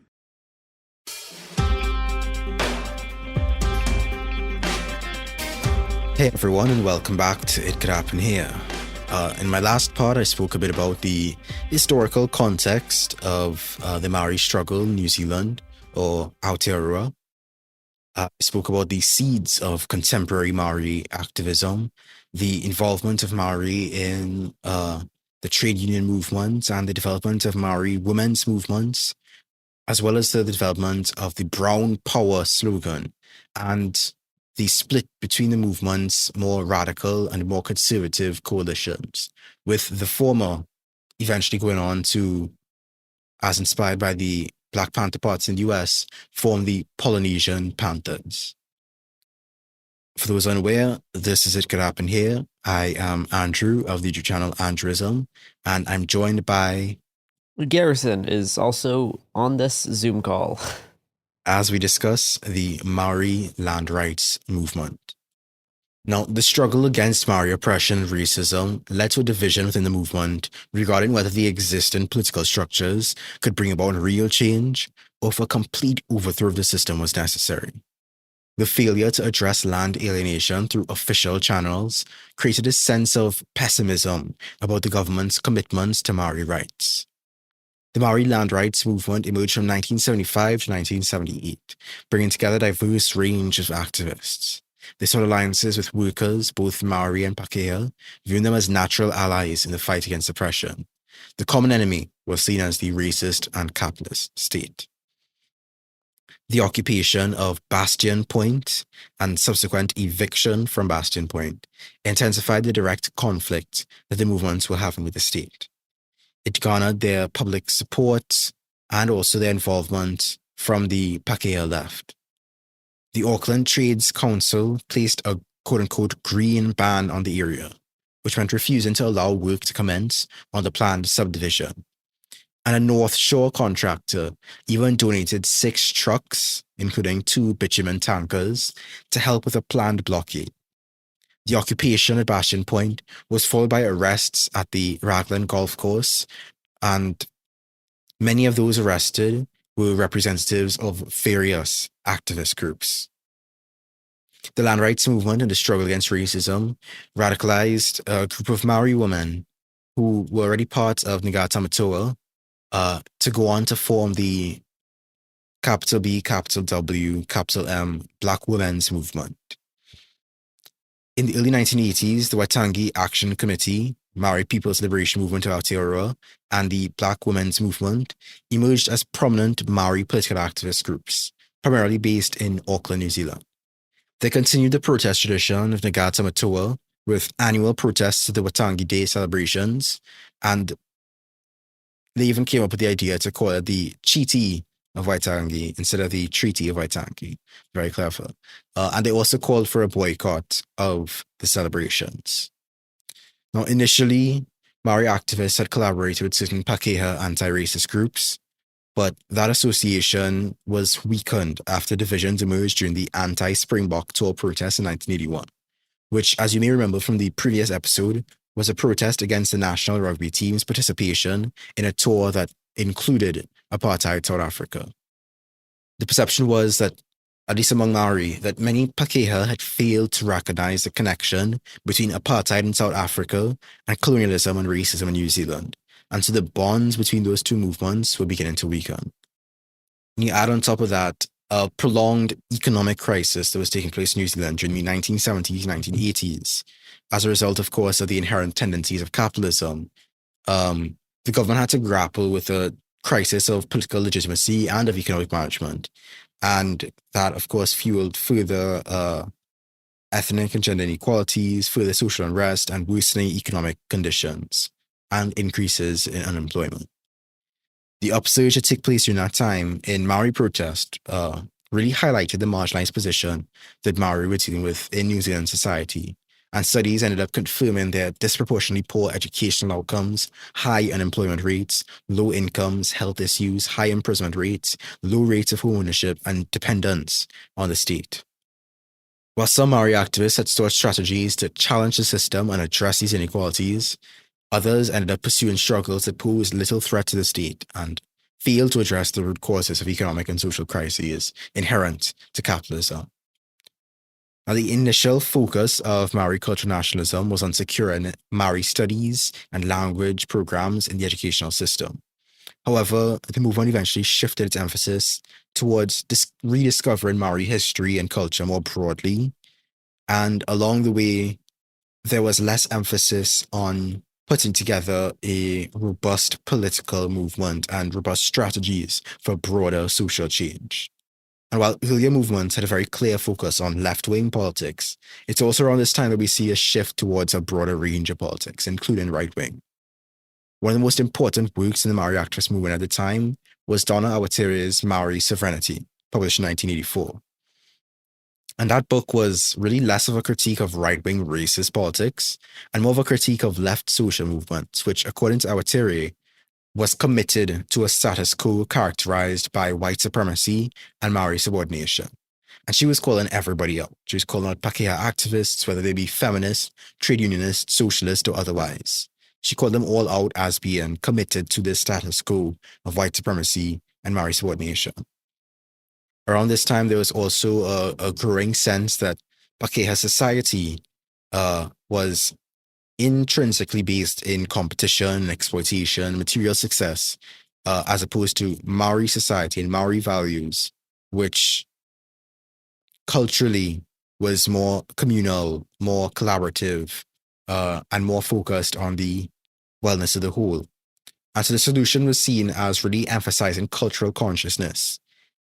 But the emphasis on cultural consciousness alone often led Maori away from political activism and towards purely cultural revitalist pursuits. In 1984, the fourth Labour government was elected, and it sought to address the rise in Maori protests by enhancing the status of Maori culture specifically and incorporating Maori representation and practices within state institutions.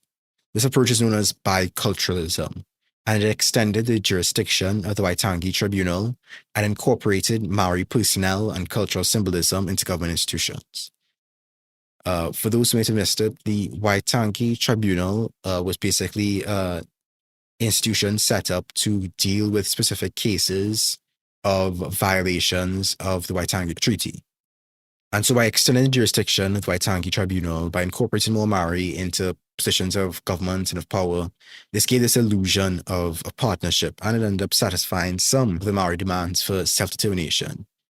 But at the same time, and again, echoes to other movements around the world, you see that the government cedes certain ground, but it does so it doesn't lose other fights.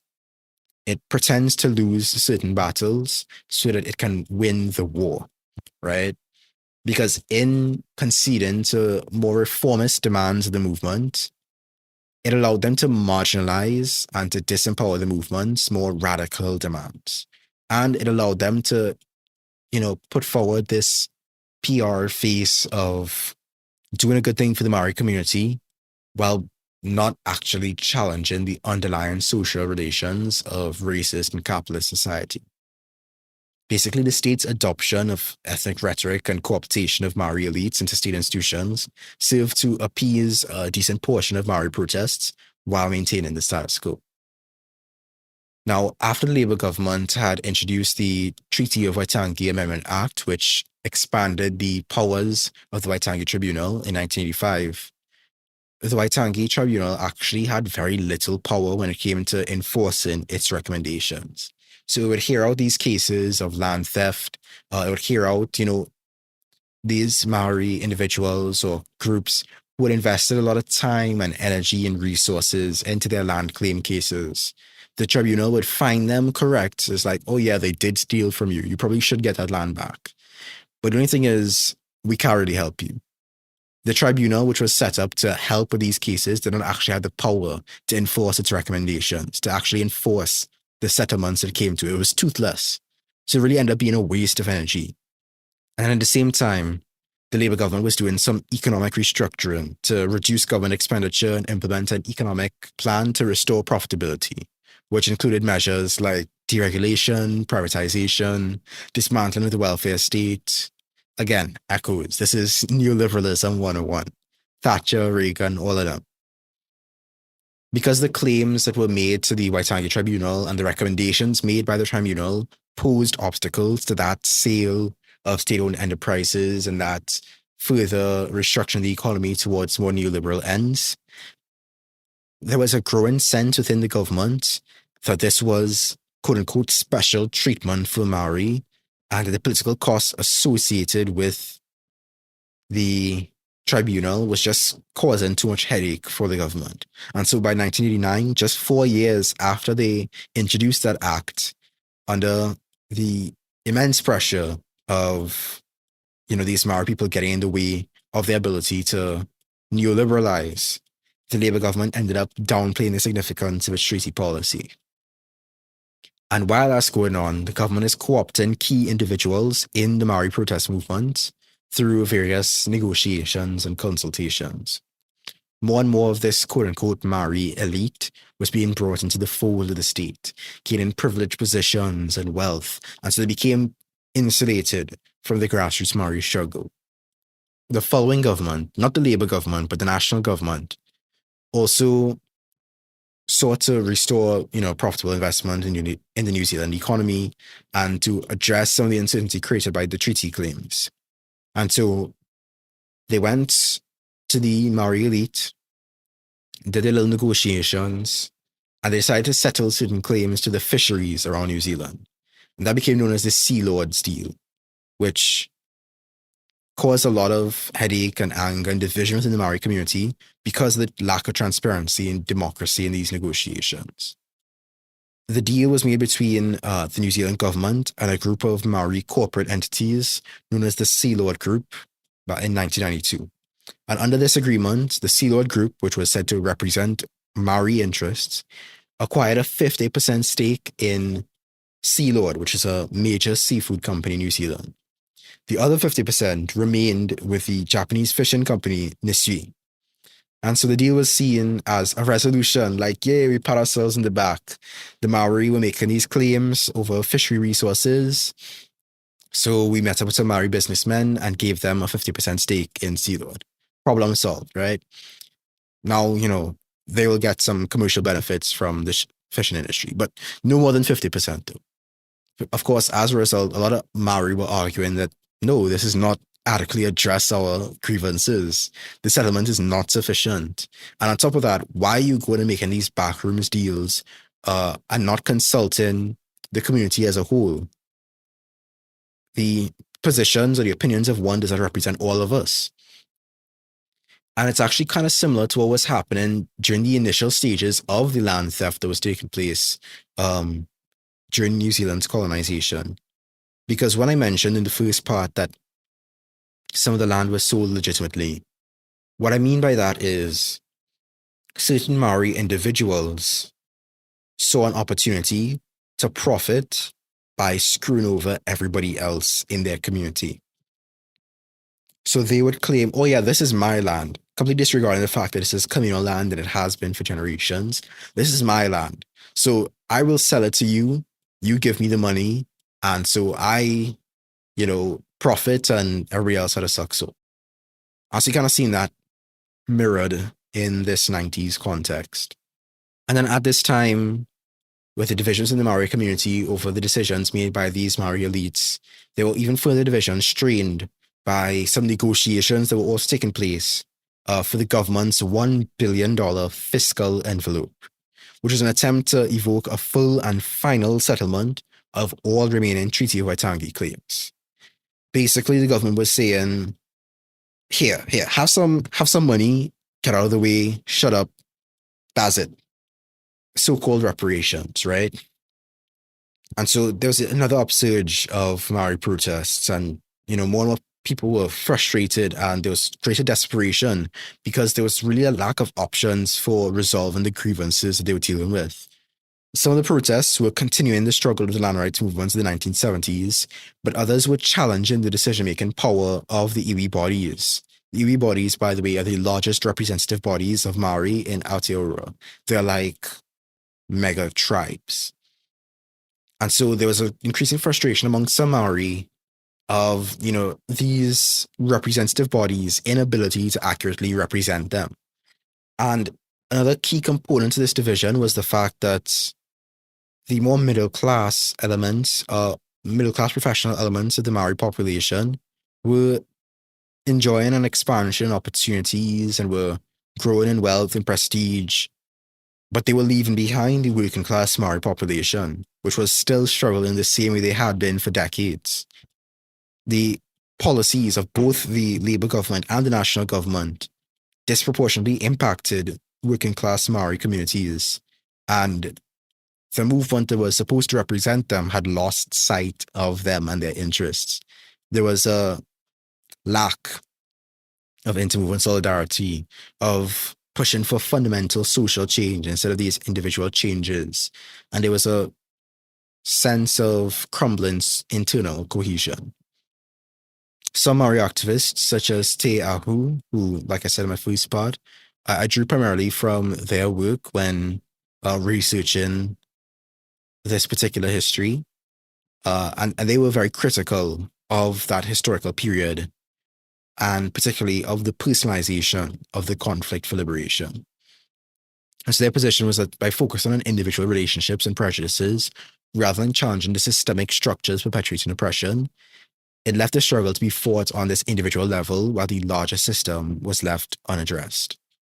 And particularly because, in the 80s, there was a shift away from class struggle as a central component of the Maori struggle, middle-class and wealthy Maori interests were dominating the conversation, and their interests were exclusively in cultural nationalism, with no real room for working class struggle, for class struggle in any form. And then part of that whole strategy and that whole focus on exclusively cultural nationalism would attempt to throw everybody under this broad brush, right? The wealthy neoliberal Maori politicians would be in the same vein as the impoverished and unemployed working class Maori, despite their clear differences in access to economic and political power. And so This notion of Maori as a homogenous group with identical experiences and political aspirations, disregarding the diversity within Maori society, and the conflicting political strategies within Maori communities, would really weaken the cohesion of the struggle as a whole.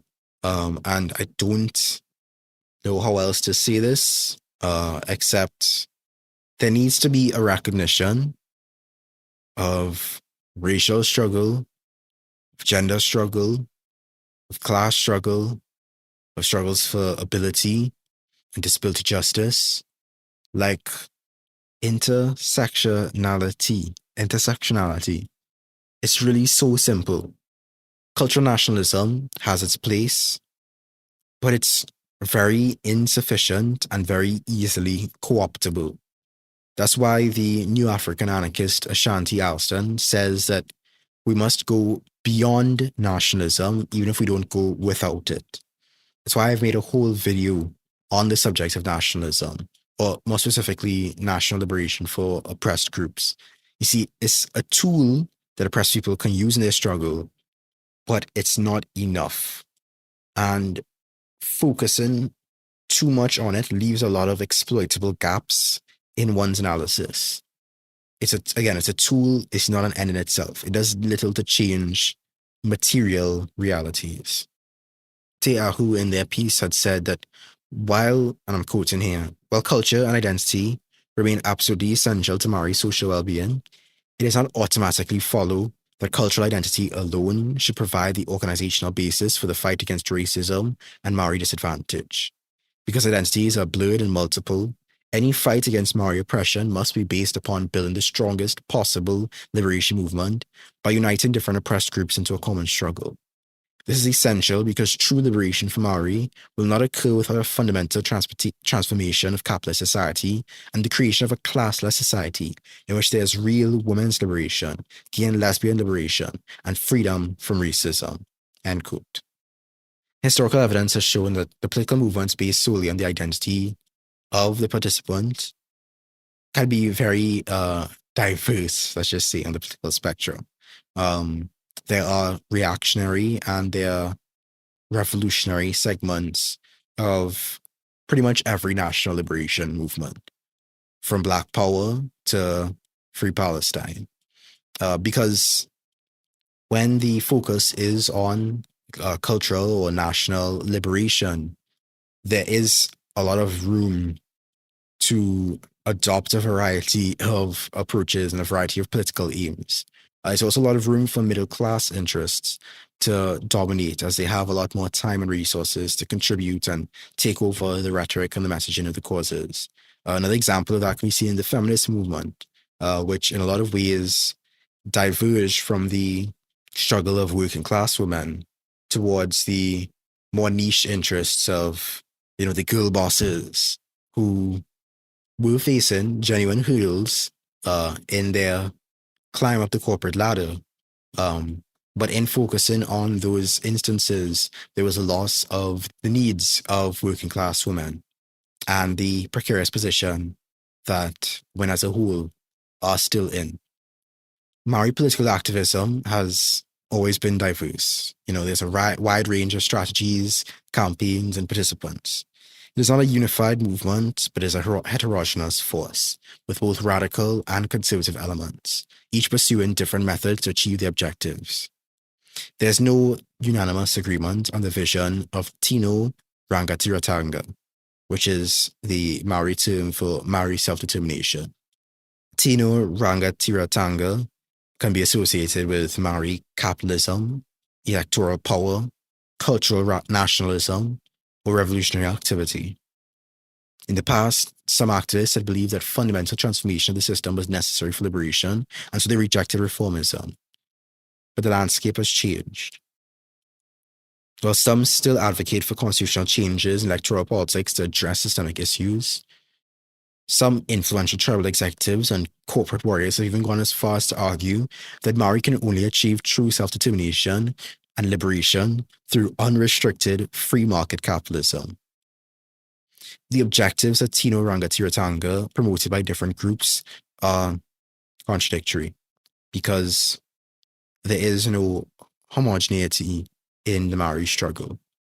But I hope that the takeaway here has been clear, and that is the need for a clear intersectional approach to revolution in our struggle against racist, sexist, capitalist, etc. society.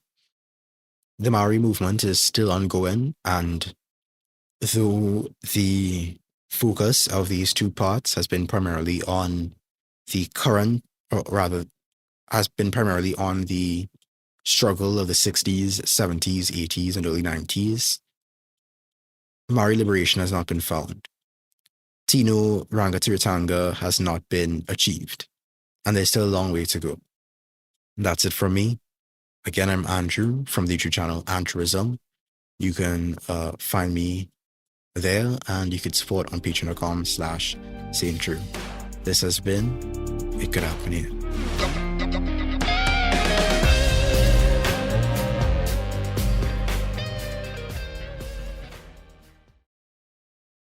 Support for the show comes from Public, the investing platform for those who take it seriously. On Public, you can build a multi-asset portfolio of stocks, bonds, options, crypto, and now generated assets, which allow you to turn any idea into an investable index with AI. It all starts with your prompt. From renewable energy companies with high free cash flow to semiconductor suppliers growing revenue over 20% year over year, you can literally type any prompt and put the AI to work. It screens thousands of stocks, builds a one-of-a-kind index, and lets you backtest it against the S&P 500. Then you can invest in a few clicks. Generated assets are like ETFs with infinite possibilities, completely customizable and based on your thesis, not someone else's. Go to public.com/podcast and earn an uncapped 1% bonus when you transfer your portfolio. That's public.com/podcast. Paid for by Public Investing. Brokerage services by Open to the Public Investing Inc. Member FINRA and SIPC. Advisory services by Public Advisors LLC, SEC registered advisor. Generated assets is an interactive analysis tool. Output is for informational purposes only and is not an investment recommendation or advice. Complete disclosures available at public.com/disclosures.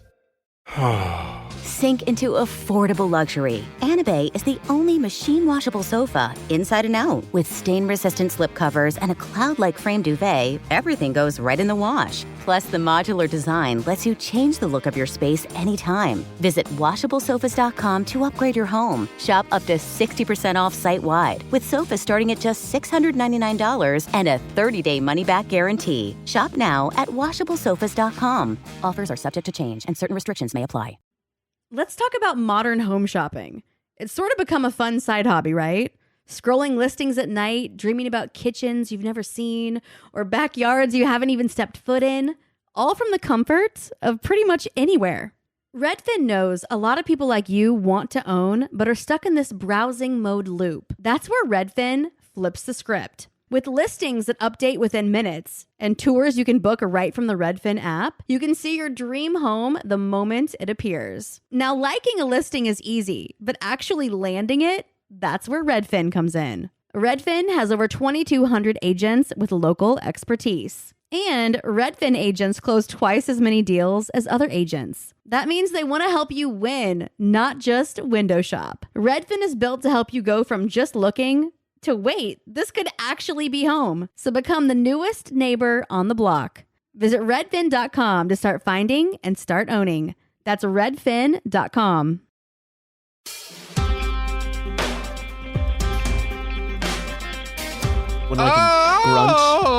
Welcome back to It Could Happen Here, a podcast about things falling apart and about what we like to call the crumbles in here. And a key aspect of the crumbles is the ongoing resurgence of fascist political parties and politicians in the United States and elsewhere. And today we're going to be talking about one of said fascists, a fellow you might have heard of named Ron DeSantis. Pudding Ron. Yeah, Puddin' Ron, old DeSanctimonious. Now, Garrison, you've got a banger of an episode written out here. I'm looking at your script right now. It's beautiful. Right before we get into it, I do want to give an update on a past subject if it could happen here. Lord Miles Rutledge. For those of you who may not have caught that episode, Lord Miles is a British man who went to Afghanistan to hang out and got caught up in the Taliban's, victory in that war, and then turned himself into a danger travel influencer visiting in dangerous place, going to war zones, going to Ukraine, and like making it about him. He went back to Afghanistan because it really was better for his social media following than any of the other places he went. Bragged about breaking laws, including faking his visa, and then got arrested and has been radio silent for about the last 5 months. Now, a lot of people have wondered, is Lord Miles dead? Did he like die in custody and the Taliban are trying to keep it a secret? But worry no longer, friends. Today, his account posted, "This is a friend of Lord Miles to give an update. 4 months in Taliban custody. He's treated very well, has several servants, loads of movies on his laptop, goes on picnics, and has tea with the Taliban cabinet government. He still loves Afghanistan." And then there's a photo of him giving the thumbs up. Doubt. So he's not dead, guys. He's in a nice Taliban farm upstate. Upstate, He gets to run all he wants, wide open fields. He's super happy. Infinite tennis balls. It's really funny. All of these people are so fucking brain poisoned, but like a big part of Miles, he was like trying to also be kind of a right-wing influencer. He was doing this like anti-woke. The Taliban is awesome and like actually kind of good guys because they don't like believe in the woke agenda. And one of his friends, after this message got posted, like messaged his account, be like, "Hey Taliban, if you're the guys that have like captured him, we really want him back. I'll pay a ransom. Like, I know this is probably just a misunderstanding because you guys are on our side on the anti-woke war." Sure, yeah. I'm sure the Taliban cares about the woke culture war facing America. They're all about that shit. Good work, guys. I'm sure they tune into Sean Hannity every night. Oh, so funny. So funny. Anyway, that dude is dead as hell. Look, I'm not saying that to gloat. I'm just saying that motherfucker's dead as hell. I'm saying it to gloat. I don't care. What a prick. He's dead. He deserved it. Many, many people have died in Afghanistan, and it's been a tragedy. This one, less so. Anyway, Garrison, please continue. All right. So we're going to return to this podcast being your number one source for slightly homoerotic fascist memes. Once again, that was how we pitched it to iHeartRadio. Yeah, it gave us millions. Explaining the homoerotic fascist memes. A lot of people talking about fascists these days, but none of them are homoerotic. So on the last day of Pride Month, DeSantis's campaign shared a ad that's been described as bizarre and mystifying, where he peddles a whole bunch of pretty extreme like homophobia. He attacks Trump for previous statements that Trump has made regarding LGBTQ rights. And then the video kind of transitions and we see basically a version of what we're going to call fash wave. And I'm going to explain all of these terms here in this episode. But we're seeing kind of a resurgence of a political meme style that was popular years ago. It's kind of laid dormant the past year or so for reasons that we will very soon discuss. But a whole bunch of both conservatives and liberals are kind of not really sure how to take this ad shared by the DeSantis campaign and are ill-equipped to understand what the fuck is going on. But luckily, I am equipped because I spent my teen years in Telegram chats watching this meme style develop. So proud of you, buddy. Yeah, thanks. In the Telegram trenches once again. All right, so the first image of DeSantis when it flashes to this other kind of weird, more like bizarre editing style, has him with like these blue or red like glowing eyes. And this is going to be something that is going to be a recurring trend that we're going to be talking about in this episode. These glowing laser eye type things. So we're going to start with this because this is actually one of the most common traits of fash wave, and we've seen this be adopted by multiple politicians in the past. And most people probably like don't know what the fuck this is. Like, is this like a Superman thing? Like, what the fuck is this? So laser eye memes started in the early 2010s, originally referencing video games like Mass Effect 2 and other like sci-fi and superhero media. People like Superman or anyone with like laser eyes is also like is like a cultural touchstone for this sort of thing. The laser eyes usually represent like a figure growing in power. So when someone has laser eyes in a meme, it's like they are gaining power, they're gaining security. The original caption for the early laser eye memes was assuming direct control, which was also just a video game reference. So again, it would have someone with like glowing laser eyes and text that says like assuming control or assuming direct control. So this was popping off in like the early 2010s.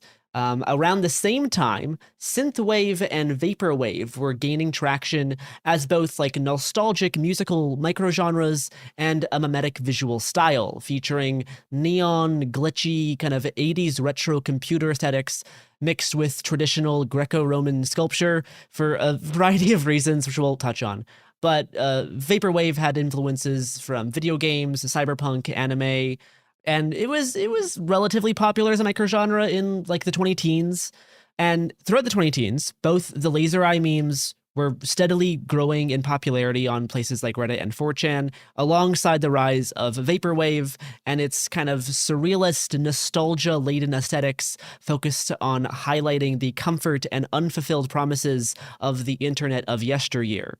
And this like nostalgic surrealist aesthetic was prime bait for easy co-option into the reactionary meme variant dubbed Fashwave, which soon became kind of the de facto aesthetic of the then burgeoning alt-right. Glowing laser eyes on various fascistic political figures became a staple of Fashwave during the rise of the alt-right around 2016 to 2018. I actually kind of like vaporwave. I think it's maybe a bit overplayed now, and it certainly is frustrating how much it was kind of taken over by reactionaries, because actual vaporwave is almost actually like anti-capitalistic in a few ways. It's kind of criticizing the disposableness of like modern consumerist culture, using like forgotten 80s technology and like software and that kind of stuff. So I'm looking at two of my little vaporwave images here in the script, and it does some of the little like ways that the images are broken up makes it look kind of like old internet pop-up ads back when they had like clearly defined borders and X's and weren't just like overtaking your entire screen and you had no way to close them. But you know what does kind of overtake your entire viewing experience via an ad? It's podcast advertising. Because it's going to go straight into your ears, and there's no way to X out. You have to suffer through the ad, unless you figured out that you can press a button that makes you go forward 30 seconds. Anyway, here is our beloved sponsors who fund such vital research that I'm doing for this episode. Anyway, the rise of the alt-right. This is kind of where Fashwave is both like getting the name Fashwave and also, you know, it's becoming a larger problem because there's more Nazis walking around. So after the deadly Unite the Right rally in Charlottesville, the alt-right went through a sort of split between the more Trumpian adherents, who made up large parts of the then dubbed alt-light, a term we don't really use it very much anymore, and then this kind of other section, which had more of the like accelerationist neo-Nazis who were starting to congregate on the messaging app Telegram. And then we have groups kind of like the Proud Boys. They're like in between. They're kind of Trumpian. They're also like more fashy, but they're not like really full skull mask usually. Some would adopt that aesthetic later on, but that's kind of due to this cultic milieu that's starting to develop on Telegram. So Fashwave largely followed the self-proclaimed fascists, so it too became the central visual style of the burgeoning network of militant accelerationist Telegram channels, which would eventually be dubbed Terrorgram, terror as in terrorist. And this was combining with a whole bunch of weird factors around 2018, 2019, including the Boogaloo Boys, which Robert has written about at length before. And it was also influenced by the Iron March forums and like the Skull Mask network with groups like Adam Waffen and The Base. They were all the Iron March forums are like the boomers of Nazi internet people. Yeah, not quite the boomers, maybe the Gen X. The Gen X, very much the Gen X. Like the forum generation. There's a generation of people who had forums before social media was a thing. It's Nazi something awful, right?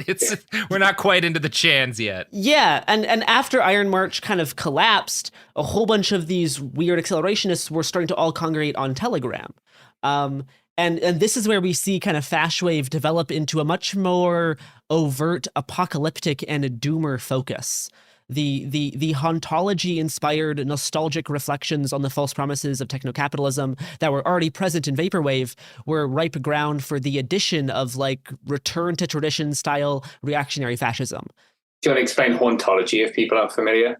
Yeah, hauntology is it started as a term which then developed into a musical genre, but it's similar to Vaporwave. It's about kind of looking back on the unfulfilled promises of the past that we were like promised as a culture that then never came to place. But these promises still kind of follow us. They kind of like haunt us. I think hauntology is a big reason why liminal spaces got popular because of early 90s and 2000s like aesthetics of like big office buildings that are now left empty. Office buildings like schools, like particularly like the doors to a school or whatever. You get a lot of like photos of that. And, so stuff that makes people feel a longing for a past that was never really real. And like a longing for like this sense of home and this sense of like a safe home that you never actually really had. Because you hated being in school. You just have forgotten that being an adult but you've sucks kind of too. mythologized it. Or like Hirsch calls it post-memory, when you remember things based on your sort of current stance standpoint. Yeah. So the sort of doomer accelerationism of this kind of variant of Fashwave, or this like evolution of Fashwave, was also accompanied by groups like the Boogaloo Boys, who were starting to make their memes in this style as well. I have a few examples of Fashwave here, showing to Robert and James. Sonnenrads were pretty popular. Yeah. That's like the Sunwheel version of the swastika, essentially.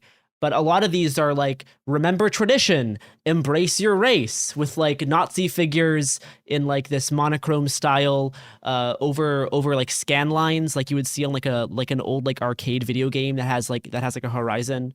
But all like neon colors, kind of like glitchy type stuff. There's one Trump one here from like 2018 where he has glowing yellow eyes, also in the Fashwave style. So this was kind of the aesthetic around 2019 here. And like Fashwave was definitely still common on image boards like 4chan, 8chan, and 8kun.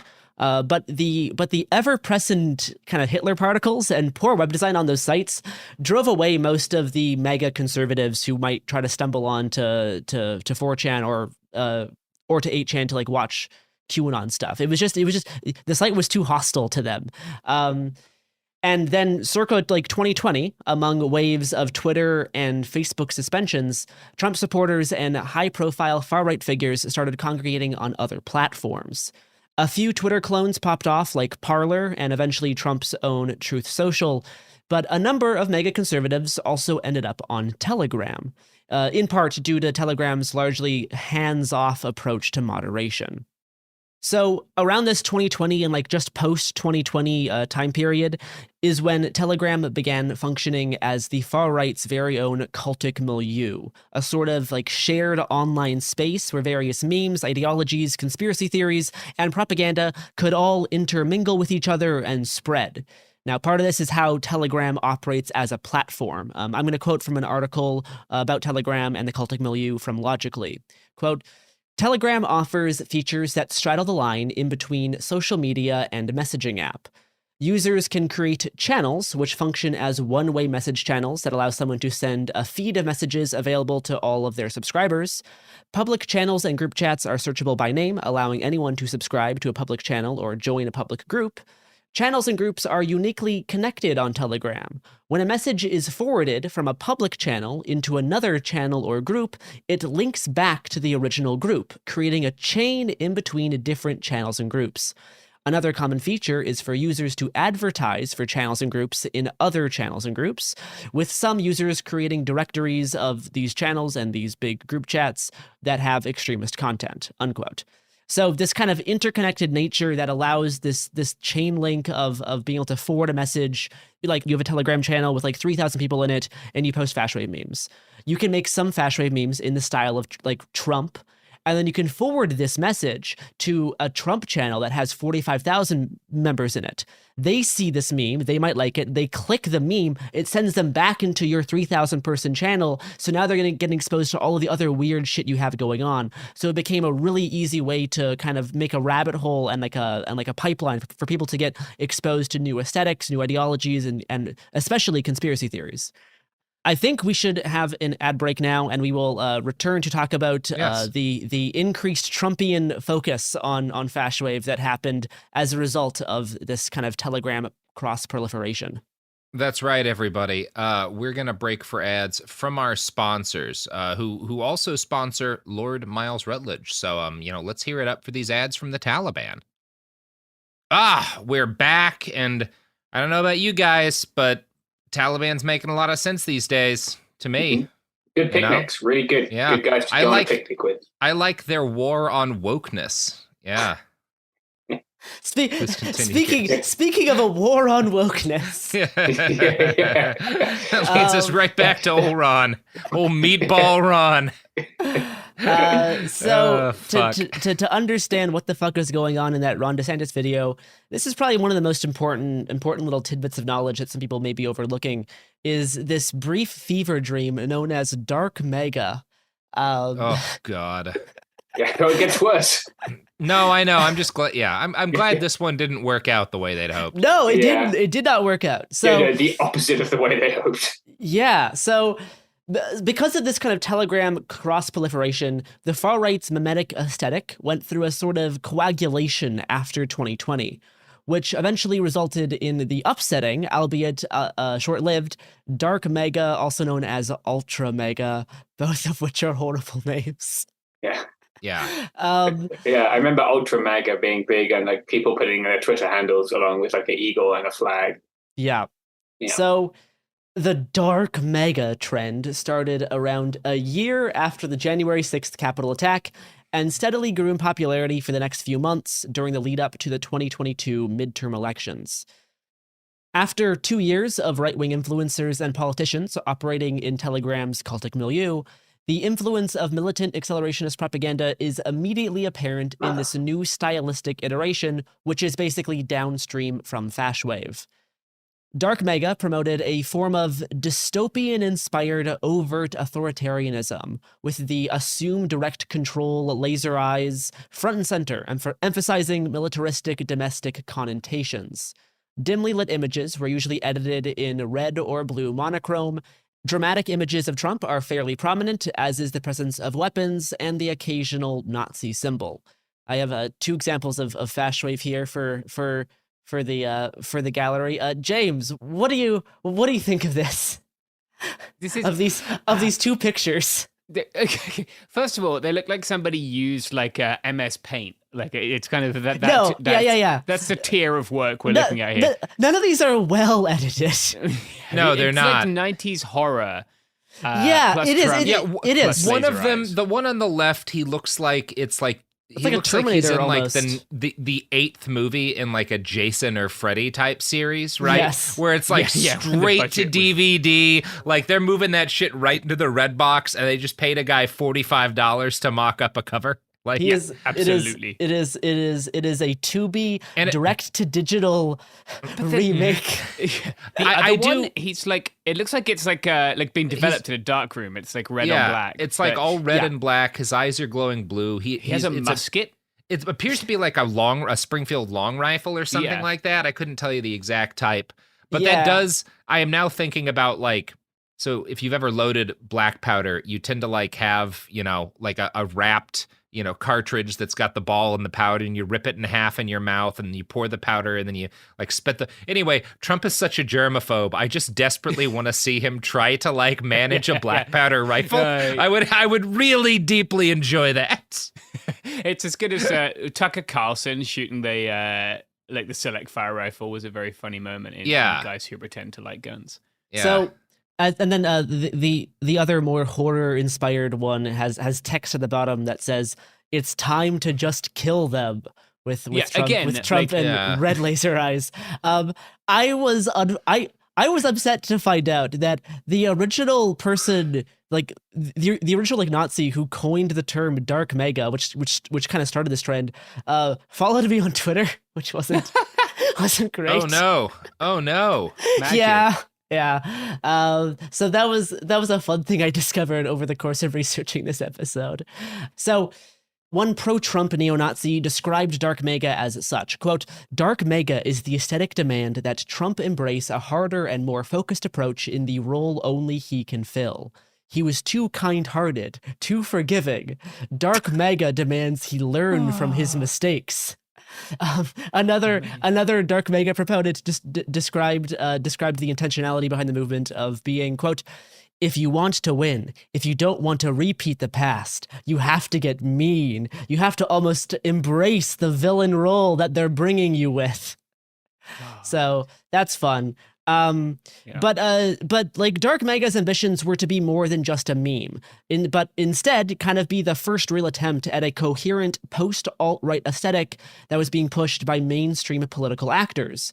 And included in this push was kind of a pressuring back toward militant posturing after the failed pseudo coup on January 6th. Because in those first few months after J6, everyone was like, oh, you know, we probably shouldn't be doing super overt, like violent propaganda if we're like on the right. And then over time, and I think Dark Mega was part of this, was the right realizing that maybe they should just keep going and like go back to that much more kind of like militant posturing that they were doing beforehand.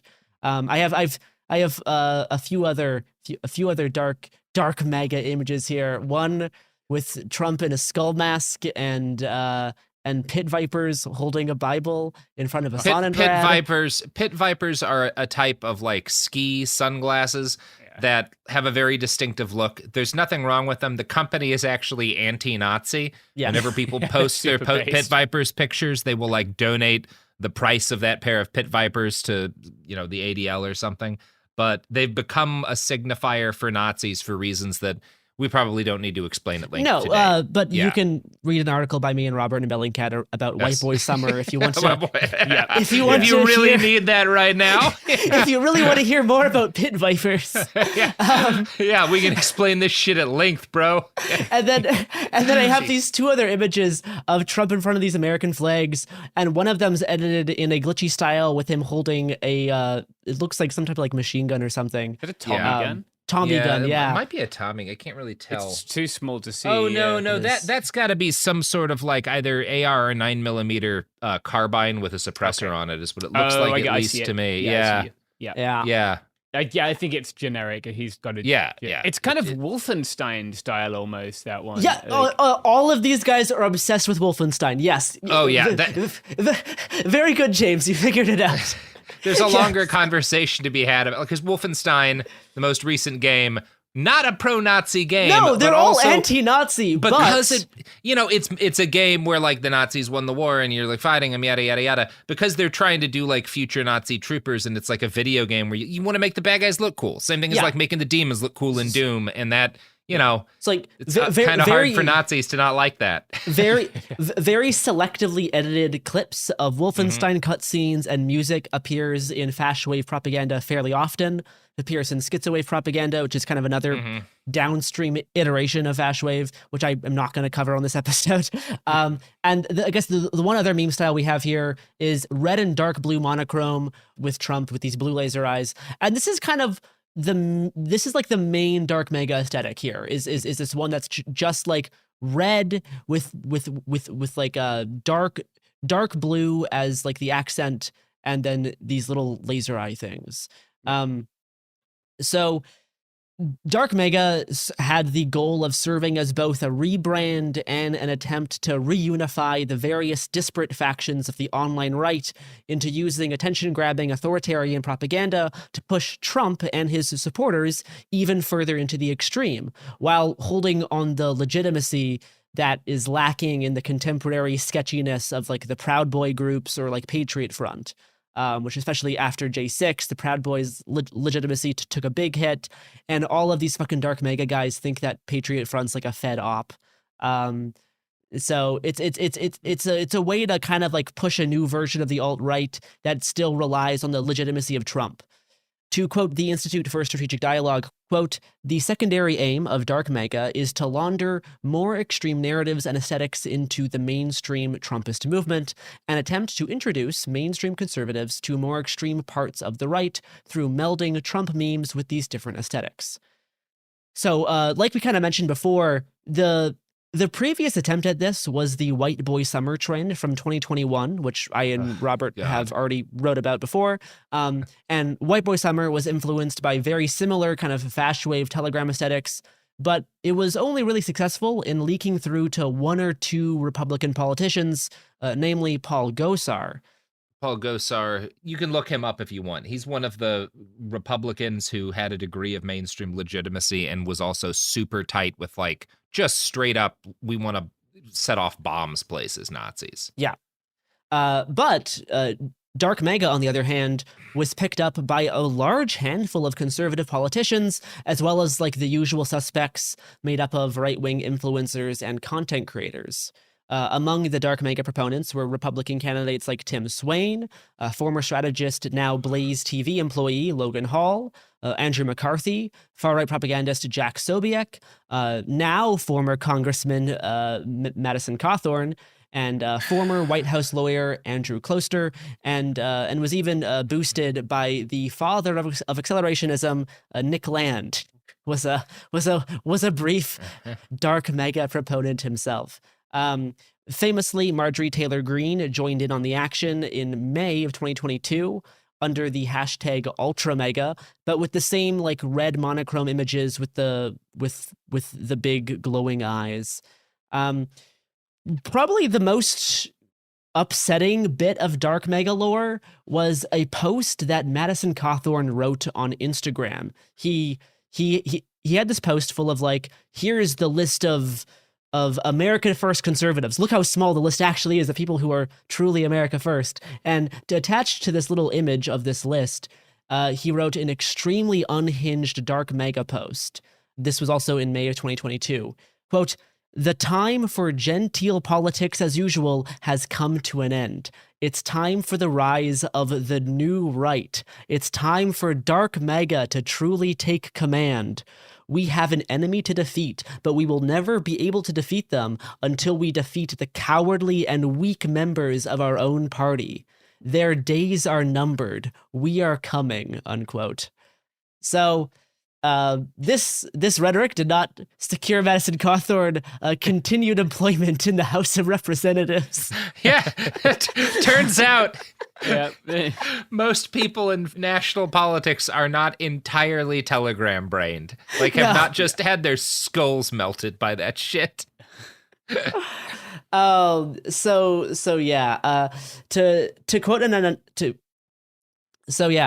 to quote an analysis from the Global Network on Extremism and Technology, quote, "Dark MAGA is an embodiment of the revenge president birthed from the far-right's urge to reclaim what they crave and have lost, power. Proponents seek to punish their political enemies without attending to political correctness. Dark MAGA is an appeal to accept the true desires of the most dissident Trump supporters and mainstream their feelings through the medium of memes, which played a crucial role in the 2016 election." So Dark MAGA peaked as an online search topic back in May of 2022, and it may have reached like peak popularity in actual like spread of memes as early as March of 2022. I think it peaked in May because there was a few news articles about it, so more kind of normies were like Googling what it was. But the actual peak was only in March of 2022. It only lasted like 3 months. You can still find some Dark MAGA bubbling under the surface, but only by like random Nazis, and like that's not signifying any kind of like political movement. And the reason why Dark MAGA kind of stopped being effective in between March and May of 2022 is that there was something that happened that summer and that spring that effectively killed Dark MAGA while also dealing a pretty big body blow to fast wave in general. And we will learn more about Brandon's special secret operation in part 2. That's right. This is going to be a surprise two-parter because I wrote too many words. Yeah.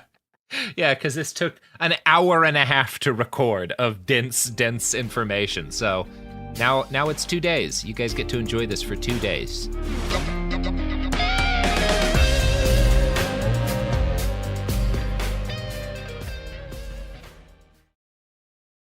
Support for the show comes from Public, the investing platform for those who take it seriously. On Public, you can build a multi-asset portfolio of stocks, bonds, options, crypto, and now generated assets, which allow you to turn any idea into an investable index with AI. It all starts with your prompt. From renewable energy companies with high free cash flow to semiconductor suppliers growing revenue over 20% year over year, you can literally type any prompt and put the AI to work. It screens thousands of stocks, builds a one-of-a-kind index, and lets you backtest it against the S&P 500. Then you can invest in a few clicks. Generated assets are like ETFs with infinite possibilities, completely customizable and based on your thesis, not someone else's. Go to public.com/podcast and earn an uncapped 1% bonus when you transfer your portfolio. That's public.com/podcast. Paid for by Public Investing. Brokerage services by Open to the Public Investing Inc. Member FINRA and SIPC. Advisory services by Public Advisors LLC, SEC registered advisor. Generated assets is an interactive analysis tool. Output is for informational purposes only and is not an investment recommendation or advice. Complete disclosures available at public.com/disclosures.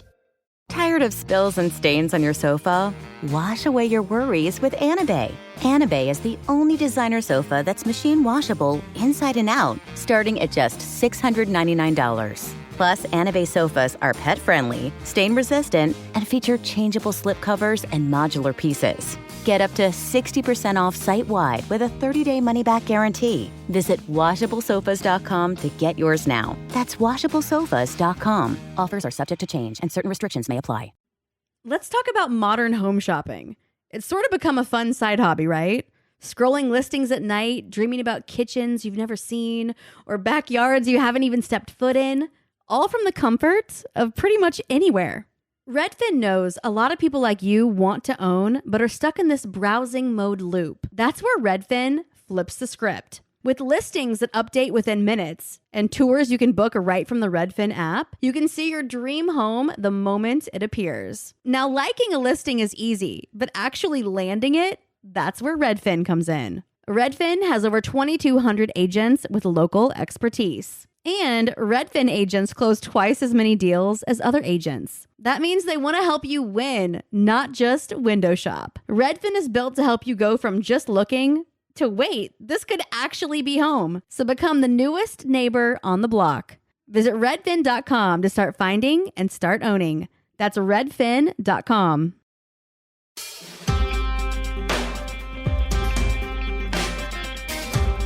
Yeah, I hope you guys have a wonderful Christmas as well. Merry Christmas, and let's go, Brandon. Let's go, Brandon. I agree. Let's talk about Let's Go, Brandon. I maintain the only good thing Biden has done so far. Yeah. It's pretty funny. It is very funny. So, and this is like also the sort of attitude that is actually necessary to like win the culture war side of these things. It's not like defending yourself, and it's not when they do something like put out this meme like being like, oh my god, this is so dangerous and like so irresponsible. Like, no, fuck with them right back, you know? Yeah, just like, make it boomer shit.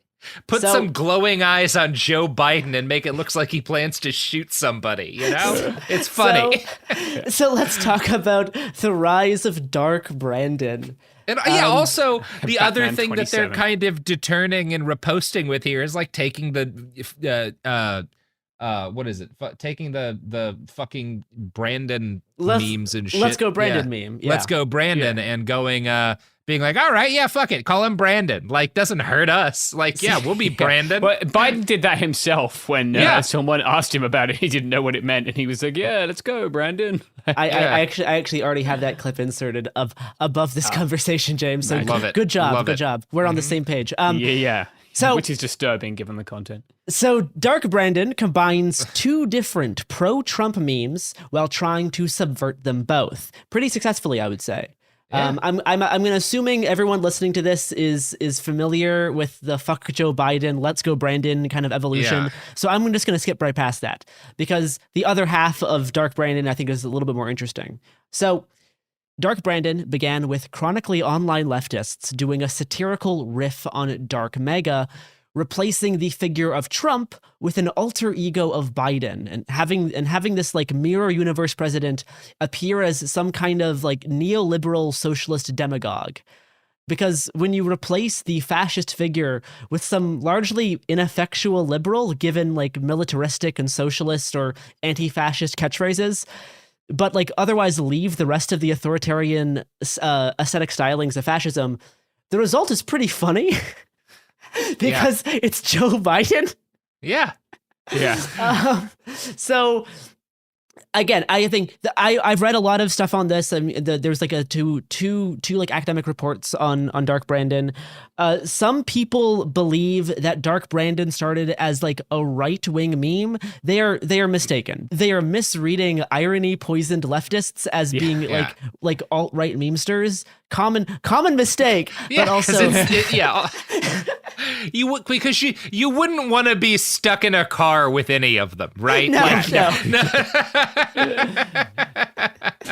But Dark Brandon evolved into satirically imagining, what if Joe Biden was actually the militant communist dictator many on the right made him out to be, with all of the authoritarian impulses of Dark Mega turned on its head and ironically targeted against Trumpian conservatives. Dark Brandon can be seen hunting down Trump voters for execution or sitting on a throne of AR-15s with yellow laser eyes. I'm gonna play one video. I'm gonna play one video for us to watch here. Oh, God, I haven't seen this. For all those of you who voted for President Trump, there's no way out. Classic one. You won't be safe in Joe Biden's America. He's putting on a skull mask, but it's also like a COVID bourgeois mask. malarkey. No more bourgeois malarkey. Tie me to a missile and fire me into the suburbs. I'm ready. It is genuinely quite amusing. It's pretty funny. It's pretty funny stuff. I do like the way that like Dark Brandon edits work is there's this one smile that Biden does that looks very like evil and mischievous, that if you edit it in after he says something ridiculous, it's pretty funny. So here we have a meme about Joe Biden publicly executing Patriot Front members after they got arrested in Idaho. And probably my favorite Dark Brandon meme is a picture of Biden with sunglasses and a list of names. It has Shinzo Abe neutralized, gas prices neutralized, COVID-19 neutralized, Antifa fully armed, Roe v. Wade 2 coming soon, global homo coming soon, communism coming soon. Which is pretty funny. That's good. So one of the reasons that Dark Brandon was able to flourish where Dark Mega stagnated is that the Biden version is both based on and never lost its sense of irony. Imagining the feeble, bumbling Biden as some like hard-lined, ruthlessly effective tyrant is like an innately humorous premise from the very beginning. The ironic nature also made Dark Brandon all but impervious from attack by conservative commentators on the right, because like, how can you attack this meme? Like, it's so ironic and absurd that like there's no way to be like, look how dangerous the Dark Brandon meme is. They made his eyes glow. It's like, come on, guys. So, Dark Brandon grew in popularity as Biden's Inflation Reduction Act, also known as the IRA, passed last summer. And some good memes out of that too. And it also kind of spread after news broke that an American drone strike killed the then leader of Al-Qaeda on July 31st, 2022. So around this time period is when Dark Brandon broke containment. So Dark Brandon kind of started in March of 2022, and by early August, it has now left the irony poisoned leftist like Twitter sphere and is now broken out and is freely swimming around the liberal populace. So come August, Dark Brandon no longer belonged to leftist shitposters. Liberals started to catch on and make Dark Brandon memes of their own, albeit much more cringy boomer versions. And although most of these liberals probably didn't really know what was quite being satirized, that didn't stop them from trying to emulate this cooler, more edgy version of Biden with glowing eyes. So here I have two liberal memes here with someone reacting to the news that there was no civilian casualties in the drone strike that killed the Al-Qaeda leader, having Biden shooting laser eyes down from orbit, and then also him eating ice cream in front of an explosion, which is horrible. Like, not a not very good meme, but the fact that there was bad, like very, very bad, low quality Dark Brandon memes is actually very important for later. Yes. Yeah. Yes. No, it's good that this happened. Yes. The internet has taken notice, and now there's a new meme out there known as Dark Brandon, which shows a badass Biden with supervillain laser beam eyeballs. The liberalization of Dark Brandon was met with sadness from the original memesters that pioneered the overtly ironic dictatorial Brandon who commanded battalions of Antifa. The ongoing liberal co-option of Dark Brandon was thought to signal the death of the meme, although a completely unintended positive side effect of this recuperation seems to be taking hold. We'll have more on that later. I have 4 other pretty bad Dark Brandon memes here. Oh, the one with cornrows is fully sent me. It's not good. There's 2 of these are like Photoshop movie posters with Biden's face extremely poorly photoshopped onto Neo's head. Dog shit Photoshops. Again, this is not Photoshop, Robert. This is MS Paint at its finest. Yeah. And then a poster for The Dark Brandon Rises with the tagline, "The Malarkey Will End." Not very good memes. So it wasn't just overly online Democrats on social media who were spreading these Dark Brandon memes. Soon enough, White House staff joined in to celebrate the passing of the kind of neutered Inflation Reduction Act. On August 7th, the White House digital director shared a high contrast photo of Biden grinning with red laser eyes pointed towards the camera that quickly went viral. Senator Chris Murphy of Connecticut posted a Dark Brandon meme, which was a drawing with yellow glowing eyes later that same day. And the Senate Environment and Public Works Committee posted the same picture as well. And the Deputy White House Press Secretary Andrew Bates posted a whole ass Dark Brandon meme writing, "Dark Brandon is crushing it," with a horribly cringy photo of Biden with red laser eyes and white text that reads, "Your malarkey has been going on for long enough, kiddo." Oh my god! Oh my god! No, you know what, Garrison? We were just celebrating this, but I think I am now a fascist. It's done it. The White House staff secretary joined in by responding to a tweet saying, "Lasers shooting out of Joe Biden's eyes is an official statement of administration policy," by saying, "That is indeed an official position." What? Anyway, so God damn it.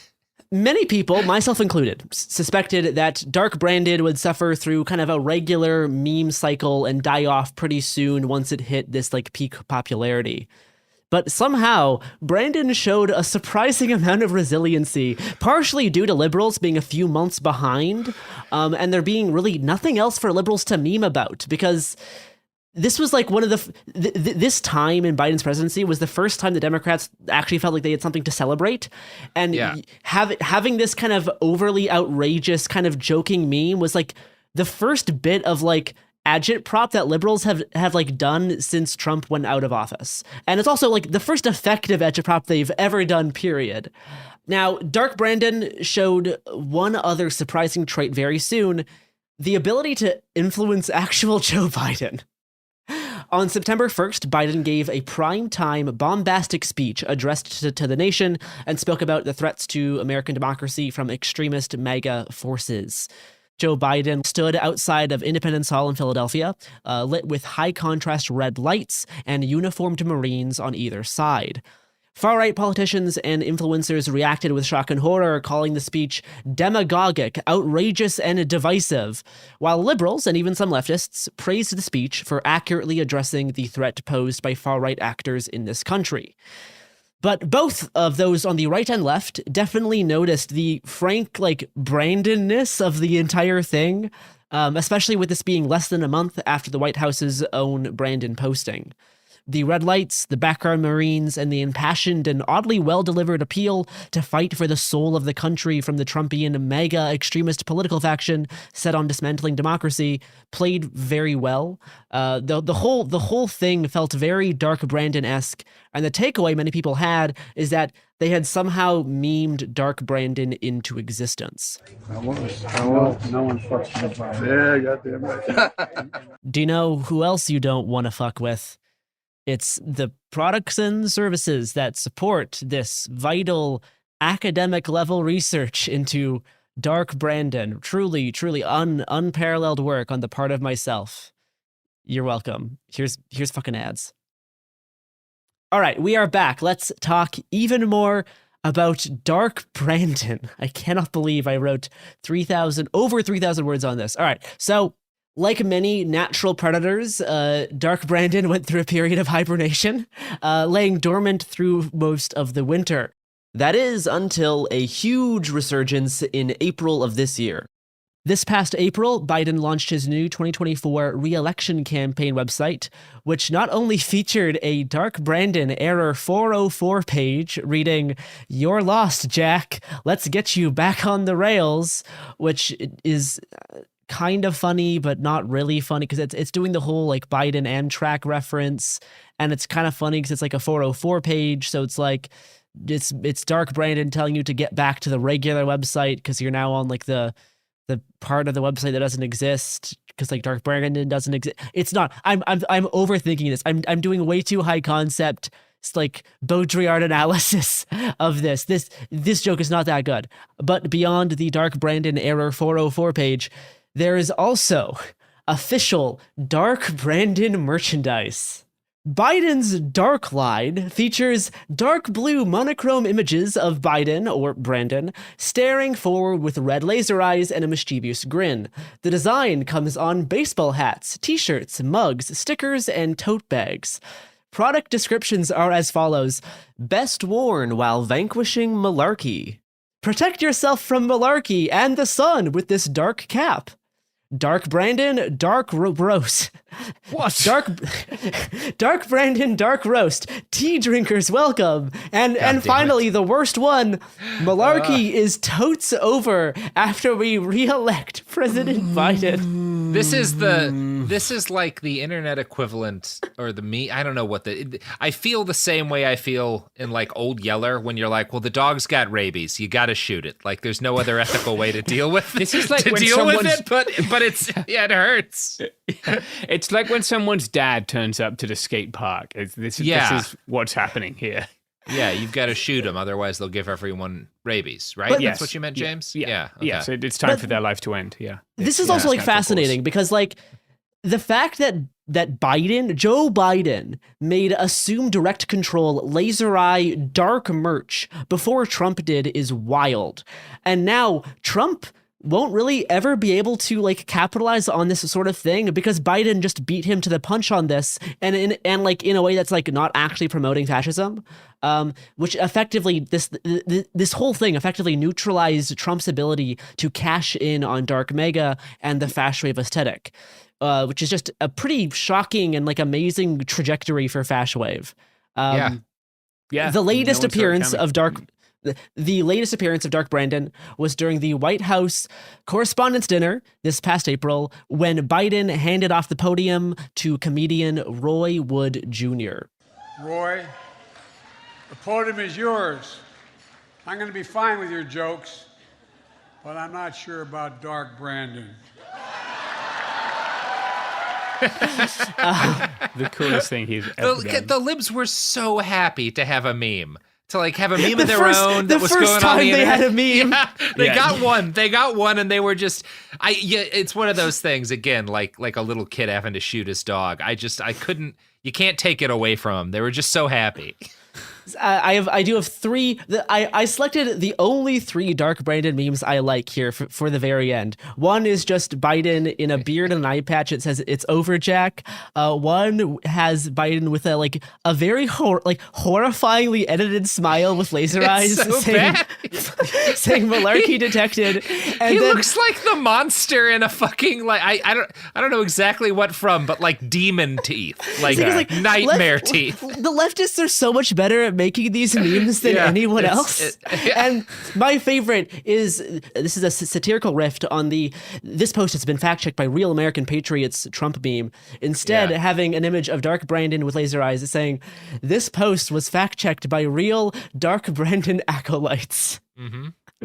So this is all fun and good, right? This is fine, but there's actually a surprisingly positive result from this whole Dark Brandon saga. Because even as far back as August of 2022, myself, some research colleagues, and other journalists that I have no connection to, all started to kind of observe the same thing. The liberal recuperation of the fast wave style via Dark Brandon seemed to seriously damage fast wave's legibility in right-wing circles. The normie use of Dark Brandon had already appeared to have ceased all of the Dark Mega posting because there was this influx of Minions Facebook tier Brandon memes, which offered very strong levels of vicarious cringe that provided a social disincentive for anyone wanting to post laser eye Dark Mega memes due to their fear of being associated, even just aesthetically associated, with the liberal boomer Biden memes, which now represented this cringe and dead style. The widespread nature of Brandon laser eyes also seemed to seriously dampen the Patrick Batemanification of characters like Homelander from The Boys, who was at the time becoming one of the far-right's favorite memeable characters. Yep. There are few things that these online Nazi weirdos fear more than their special toys being played with by normies. Because almost immediately their esoteric plaything loses all appeal once the normies start using it. It's a signifier that you're part of the club, and if fucking the DNC is posting these memes, you're not part of the club anymore, right? Nope. There's no, or it's not a club you want to be in, I guess. So I still maintain that one of the best things Biden has done since taking office is utterly destroying fast wave by complete accident. I postulated this back in 2022, and it still pretty much holds true now. And it's not just my opinion either. Others have noticed that Brandon's disturbance in the far-right meme ecosystem has really taken effect. I'm going to quote Ali Breland in Mother Jones, quote, "The fast wave aesthetic has already seen its best days and wasn't as pervasive on the far-right internet as it used to be, but by associating himself with a meme style that had partially descended from it, Biden and his earnest staff and followers have probably made it impossible for neo-Nazi edgelords to make fastwave posts for at least a bit. By enlisting fascist meme offshoots, the administration unlocked a code.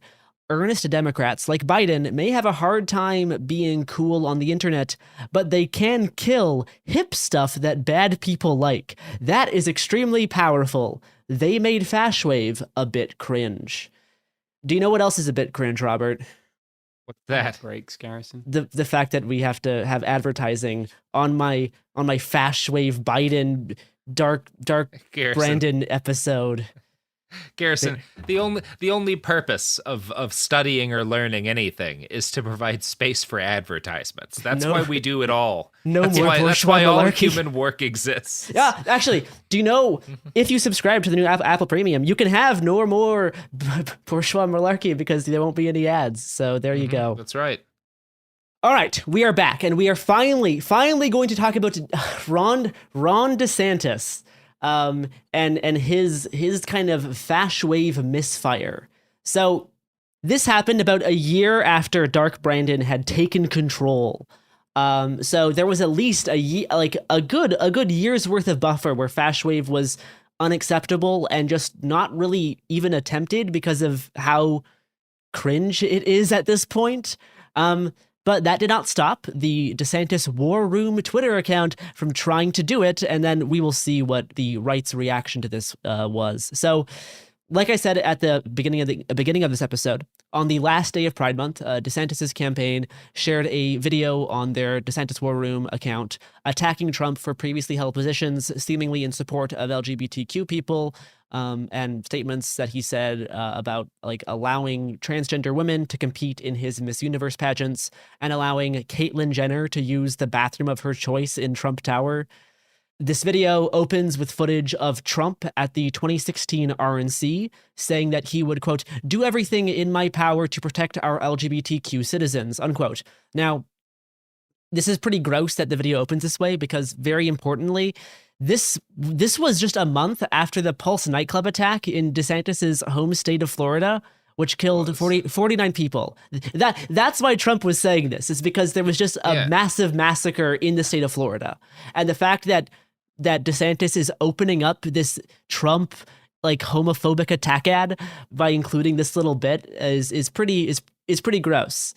So this video then kind of transitions 15 seconds in, accompanied by a dark synthetic beat, to a black and white image of DeSantis standing in front of an American flag with red glowing eyes shooting out little laser lightning things. Before a wave of pulsating images of Spartans and the muscular Chad and clips of American Psycho, The Wolf of Wall Street, and Peaky Blinders. Overlaid on top of these flashing images are headlines and short clips about DeSantis' extreme anti-LGBTQ policies that he enacted in Florida. I cannot think of anything more horrifying. It really has shut down drag. Just produced some of the harshest, most draconian laws that literally threaten trans existence. Congratulations, Ron DeSantis. Mission accomplished. You win. All right. So first off, Garrison, it had been so long since I looked at a BitChute video, so like weeks. So first off, fuck you for that. I had to watch a lot of BitChute videos for this episode. I know. Yeah, so that's, I mean, absolutely impenetrable for like anyone who is not out of their mind. Like, like it's this. Yeah, sorry, James. It feels like his 14-year-old nephew who goes by like Groiper Chad 1488 on 4chan. I'll describe what's happening as like, you know, first you get obviously the beginning, which I think is clear just from the audio, these clips of like Trump saying stuff that's not, it's pro-gay, you know, from back in 2016. And then it switches to like footage of like news articles about DeSantis, you know, doing horrible things to queer people in Florida, and like clips of leftists reacting to how bad it is, and like clips of Ron DeSantis like walking around, or, you know, art of him photoshopped with like sunglasses looking super muscular, American Psycho stuff. Yeah, clips Spartans. of American Psycho, clips from like I think it was actually from the movie Troy. Yes, it is. Yeah, just to like make him look. Yeah, it's just sad. It's so, like, just sad. For example, so one little snippet is one of these little like headlines is intercut between a Chad meme and a clip from American Psycho, and it shows DeSantis wearing sunglasses, walking around with the headline "DeSantis signs most extreme slate of anti-trans laws in modern history," with this like pulsating music. So yeah, the whole second half of the video is just like that. The video seems to receive an almost universally negative reaction. Yeah, it's so bad. Upsetting. It's like famously dog shit, like just instant failure. Upsetting both Trump supporters and gay Republicans, and confusing those who are actually sympathetic to DeSantis, because due to the bizarre imagery in the video. I'm going to read some of the comments under the DeSantis War Room post. Nick Adams, alpha male, replied, "Why is the DeSantis campaign sharing a video comparing him to Patrick Bateman? Isn't Bateman a serial killer?" I think I'm sure that the whole Nick Adams thing is an extended bit. Like it is literally impossible to tell, James.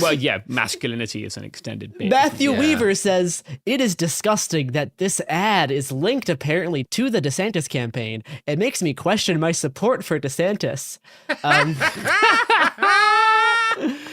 You love to see it. A George Santos staffer said, quote, "This ad makes the meatball look gay." Wow. Now, I don't want to. Sorry, I think that was pretty. Here. I think that was pretty funny.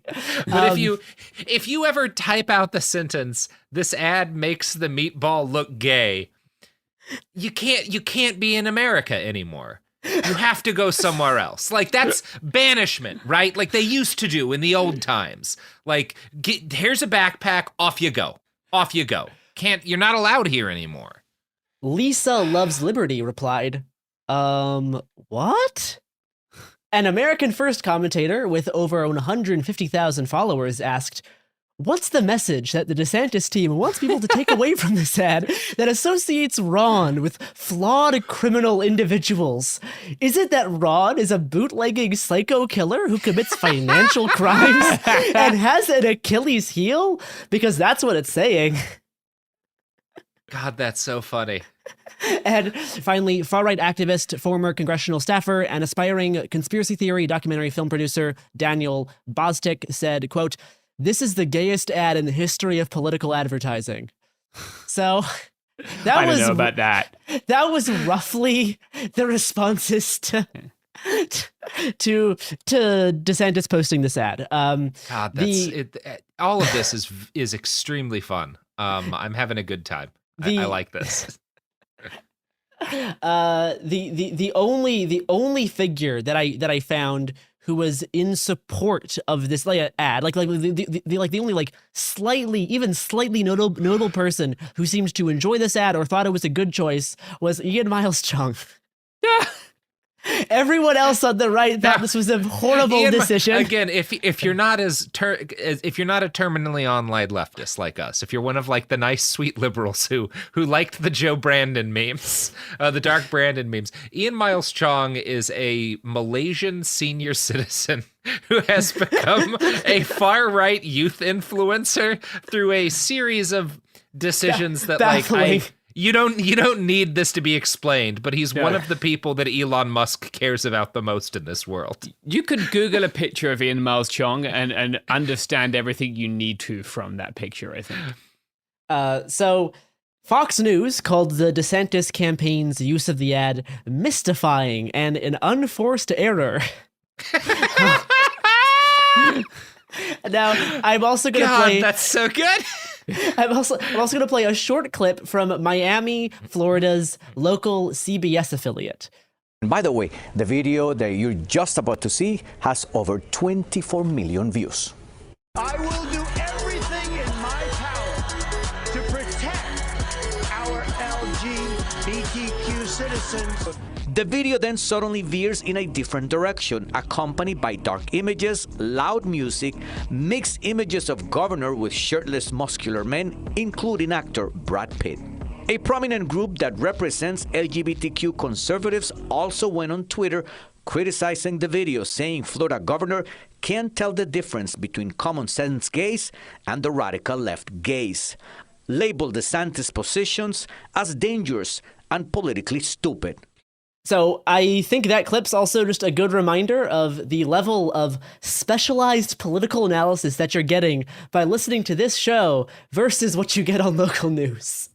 Yeah. Because this local news could never explain this campaign ad. No, if you were to hand this over to a team at MSNBC, they would die. There would be aneurysms. That's the next clip I have. The next clip I have is them handing this over to MSNBC. This is one of my favorite days at work we've had. First of all, the DeSantis campaign sent out a tweet later that night saying, quote, "Opposing the federal recognition of Pride Month isn't homophobic. We wouldn't support a month to celebrate straight people for sexual orientation. It's unnecessary, divisive, and pandering." It's very, very cool. Yeah, super so dope. here is the clip of MSNBC reacting to this ad. It's gonna be pretty good. Meanwhile, Governor DeSantis is defending a controversial and frankly bizarre campaign video that attacks former President Donald Trump's views on LGBTQ rights. Donnie Deutsch, ad man extraordinaire. Yeah. What am I looking at ad there? Man extraordinaire is stumped. Okay, I've been doing this for a long time. What are we doing here? What are we doing here? And the answer is, well, first of all, DeSantis is flailing, and he's trying to continually move to the right of Trump. But this LGBTQ thing is just, do you think this is moving voters? Are you, and to paint Trump as a patron of this group is, as an ad guy, there's one thing I learned over the years is people aren't stupid, okay? You just, and I don't know the voter that's going to see that and go, you know what, Trump, I'm gone. DeSantis, you're my guy.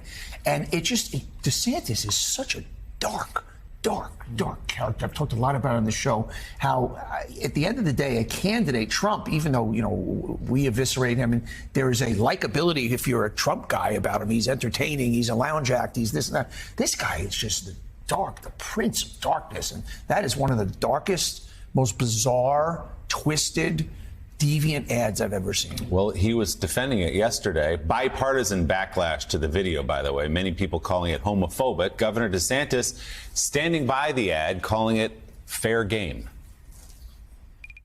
I think, identifying Donald Trump as really being a pioneer in injecting gender ideology into the mainstream, where he was having men compete against women in his beauty pageants. I think that's totally fair game, because he's now campaigning saying the opposite, that he doesn't think that you should have men competing in women's things like athletics. And so we've been very clear on it, that we believe in protecting the rights of our girls and the rights of women athletes to be able to participate with fairness and with integrity. In response to those remarks, Trump campaign spokesperson said, quote, a desperate DeSantis campaign with a flailing candidate is in its last throes of relevancy. That's first off, such bad analysis of that video. Yeah, I mean, they're completely out of their depth here. They are. Yeah, no, the point is not that he is so dark and evil. The point is that this is incompetent and impenetrable. You can just say that. It's okay. It's my job to understand this shit, and I don't. Yeah. So beyond DeSantis being the Prince of Darkness, as we've already established. Yeah, why try to make him sound cool? I know. What are you doing? This is the thing. This is the thing they don't understand, right? This is why Dark Brandon happened by complete accident. It was so effective because there was no way for liberals to concoct this themselves. They were only copying the aesthetic stylings of ironic leftists. So everyone is just baffled by this ad, saying there's absolutely no way of understanding what's going on here. There's absolutely no larger trends that may be at play.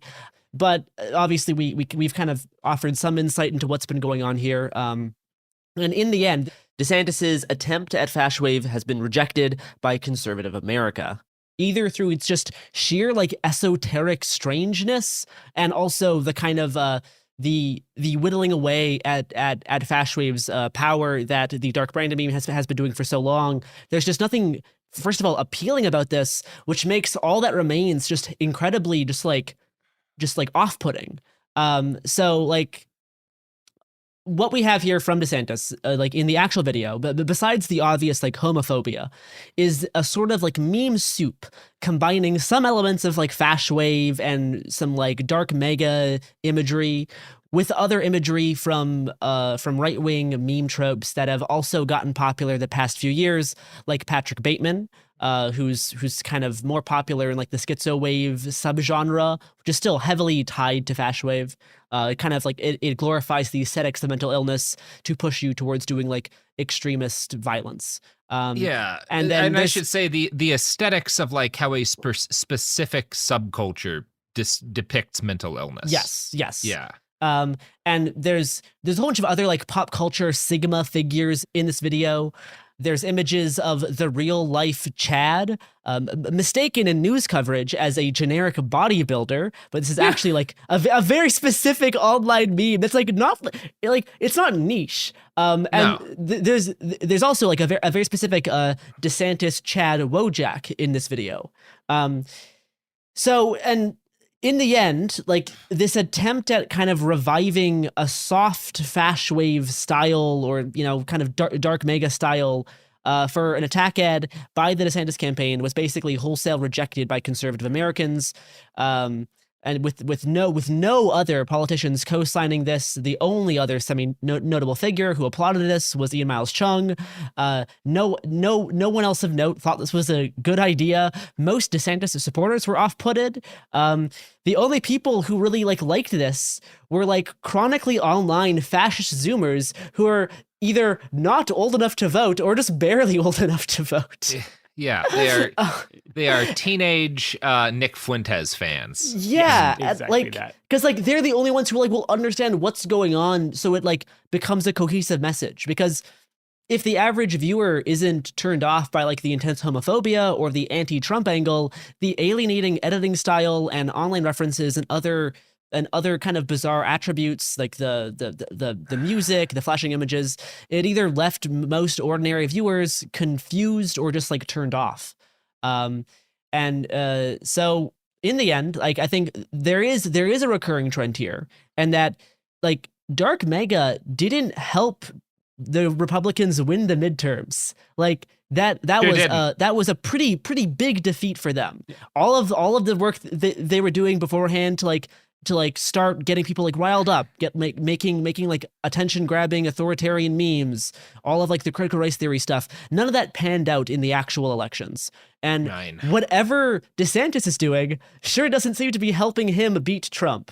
The only person who is winning right at this is Dark Brandon. Dark Brandon strikes again. He is the one that actually has made sure that DeSantis cannot use this playbook. Dark Brandon is sitting on a gargoyle over top of whatever city in Florida DeSantis lives. Dark Brandon is our watchful protector. He is our silent guardian.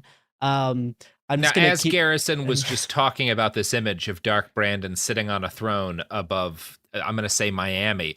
They lifted up their shirt to show their new Dark Brandon chest tattoo. And wow, that must have been, what was that, 12 hours in the chair, Garrett? It's big. It's big. It was, the first day was 13 hours, the second day was 12 hours. So how did they get the LEDs 13, 12 at the end, yeah. That's good. Yeah.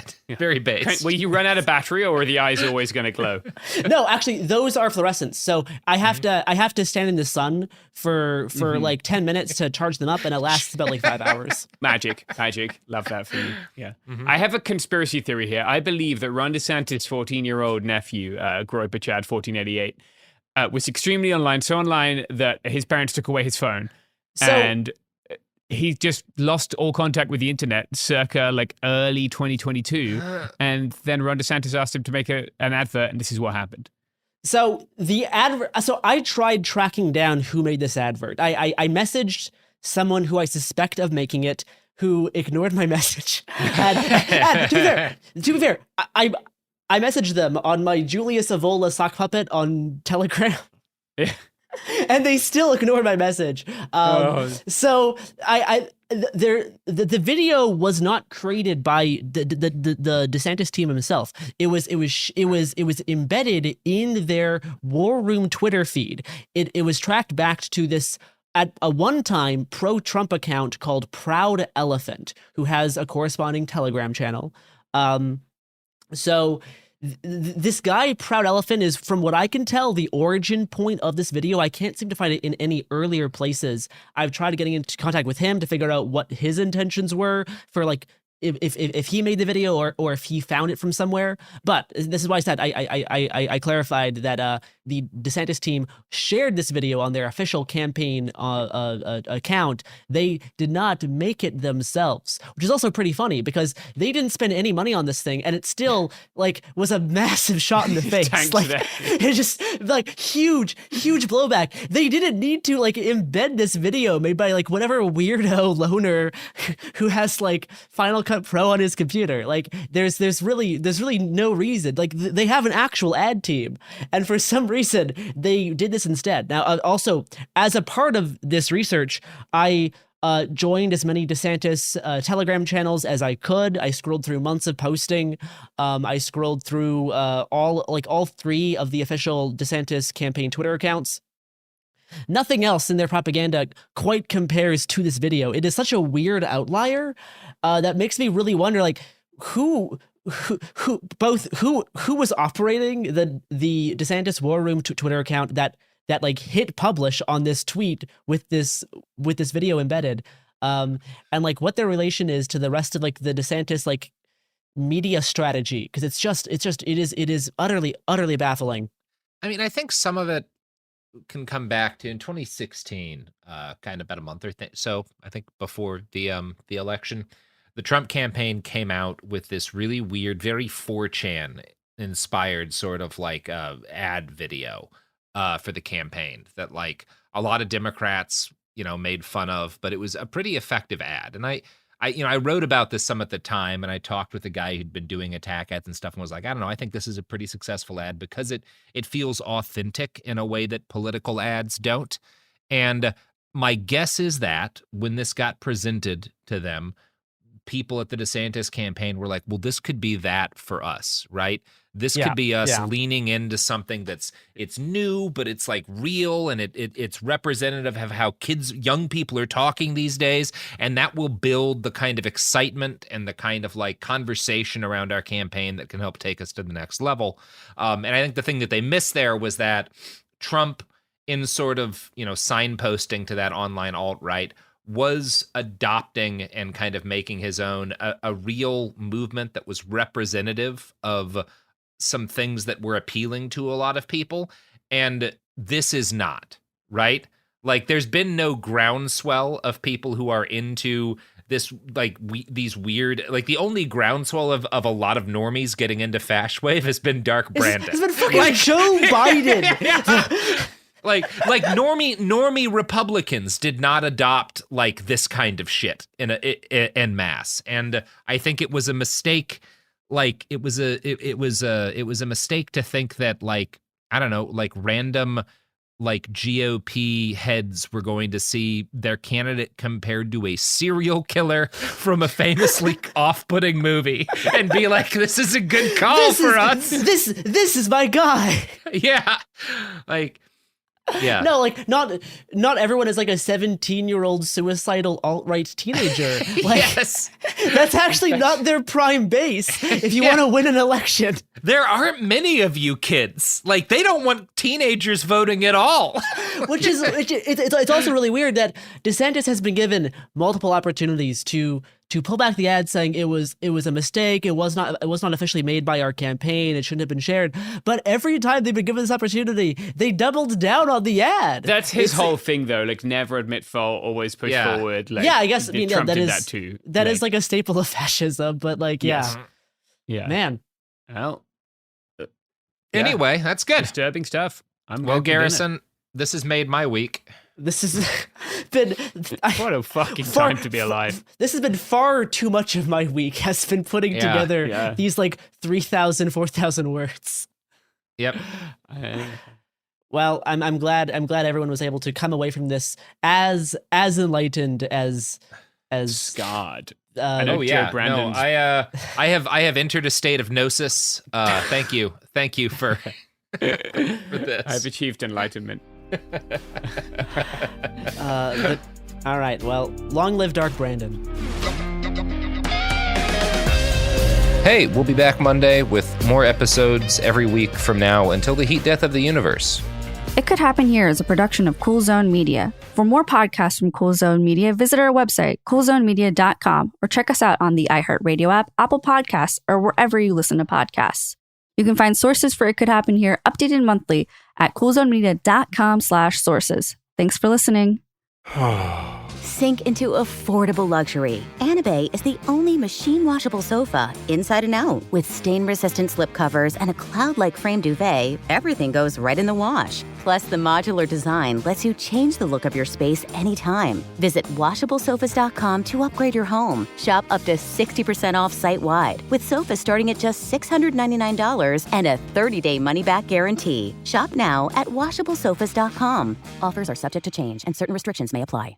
There's a difference between liking a house and actually getting it. Redfin is built to make up that difference and close the gap between finding and owning the home for you. Redfin agents close twice as many deals as other agents. So when you find a home you love, you're not a step behind when it comes to making an offer. That means less watching great homes disappear and more focus on the one you'll call home. Redfin helps turn saved listings into real addresses. Get started at redfin.com. Own the dream. This is Angela Yee from Way Up with Angela Yee. Y'all, Black Girl Vitamins is completely changing the wellness game for us. You know our bodies don't move the same as we get older, and health becomes even more important. BGV, Black Girl Vitamins, is giving us all the supplements we need to stay healthy. I've seen hundreds of ladies online raving about their tasteless collagen powder that made their joint pain practically disappear. I had to try it myself, and y'all, it is the truth. If your body needs help bouncing back, go ahead and check their products out on blackgirlvitamins.co and get 20% off using code Angela Yee. This is an iHeart podcast. Guaranteed Human.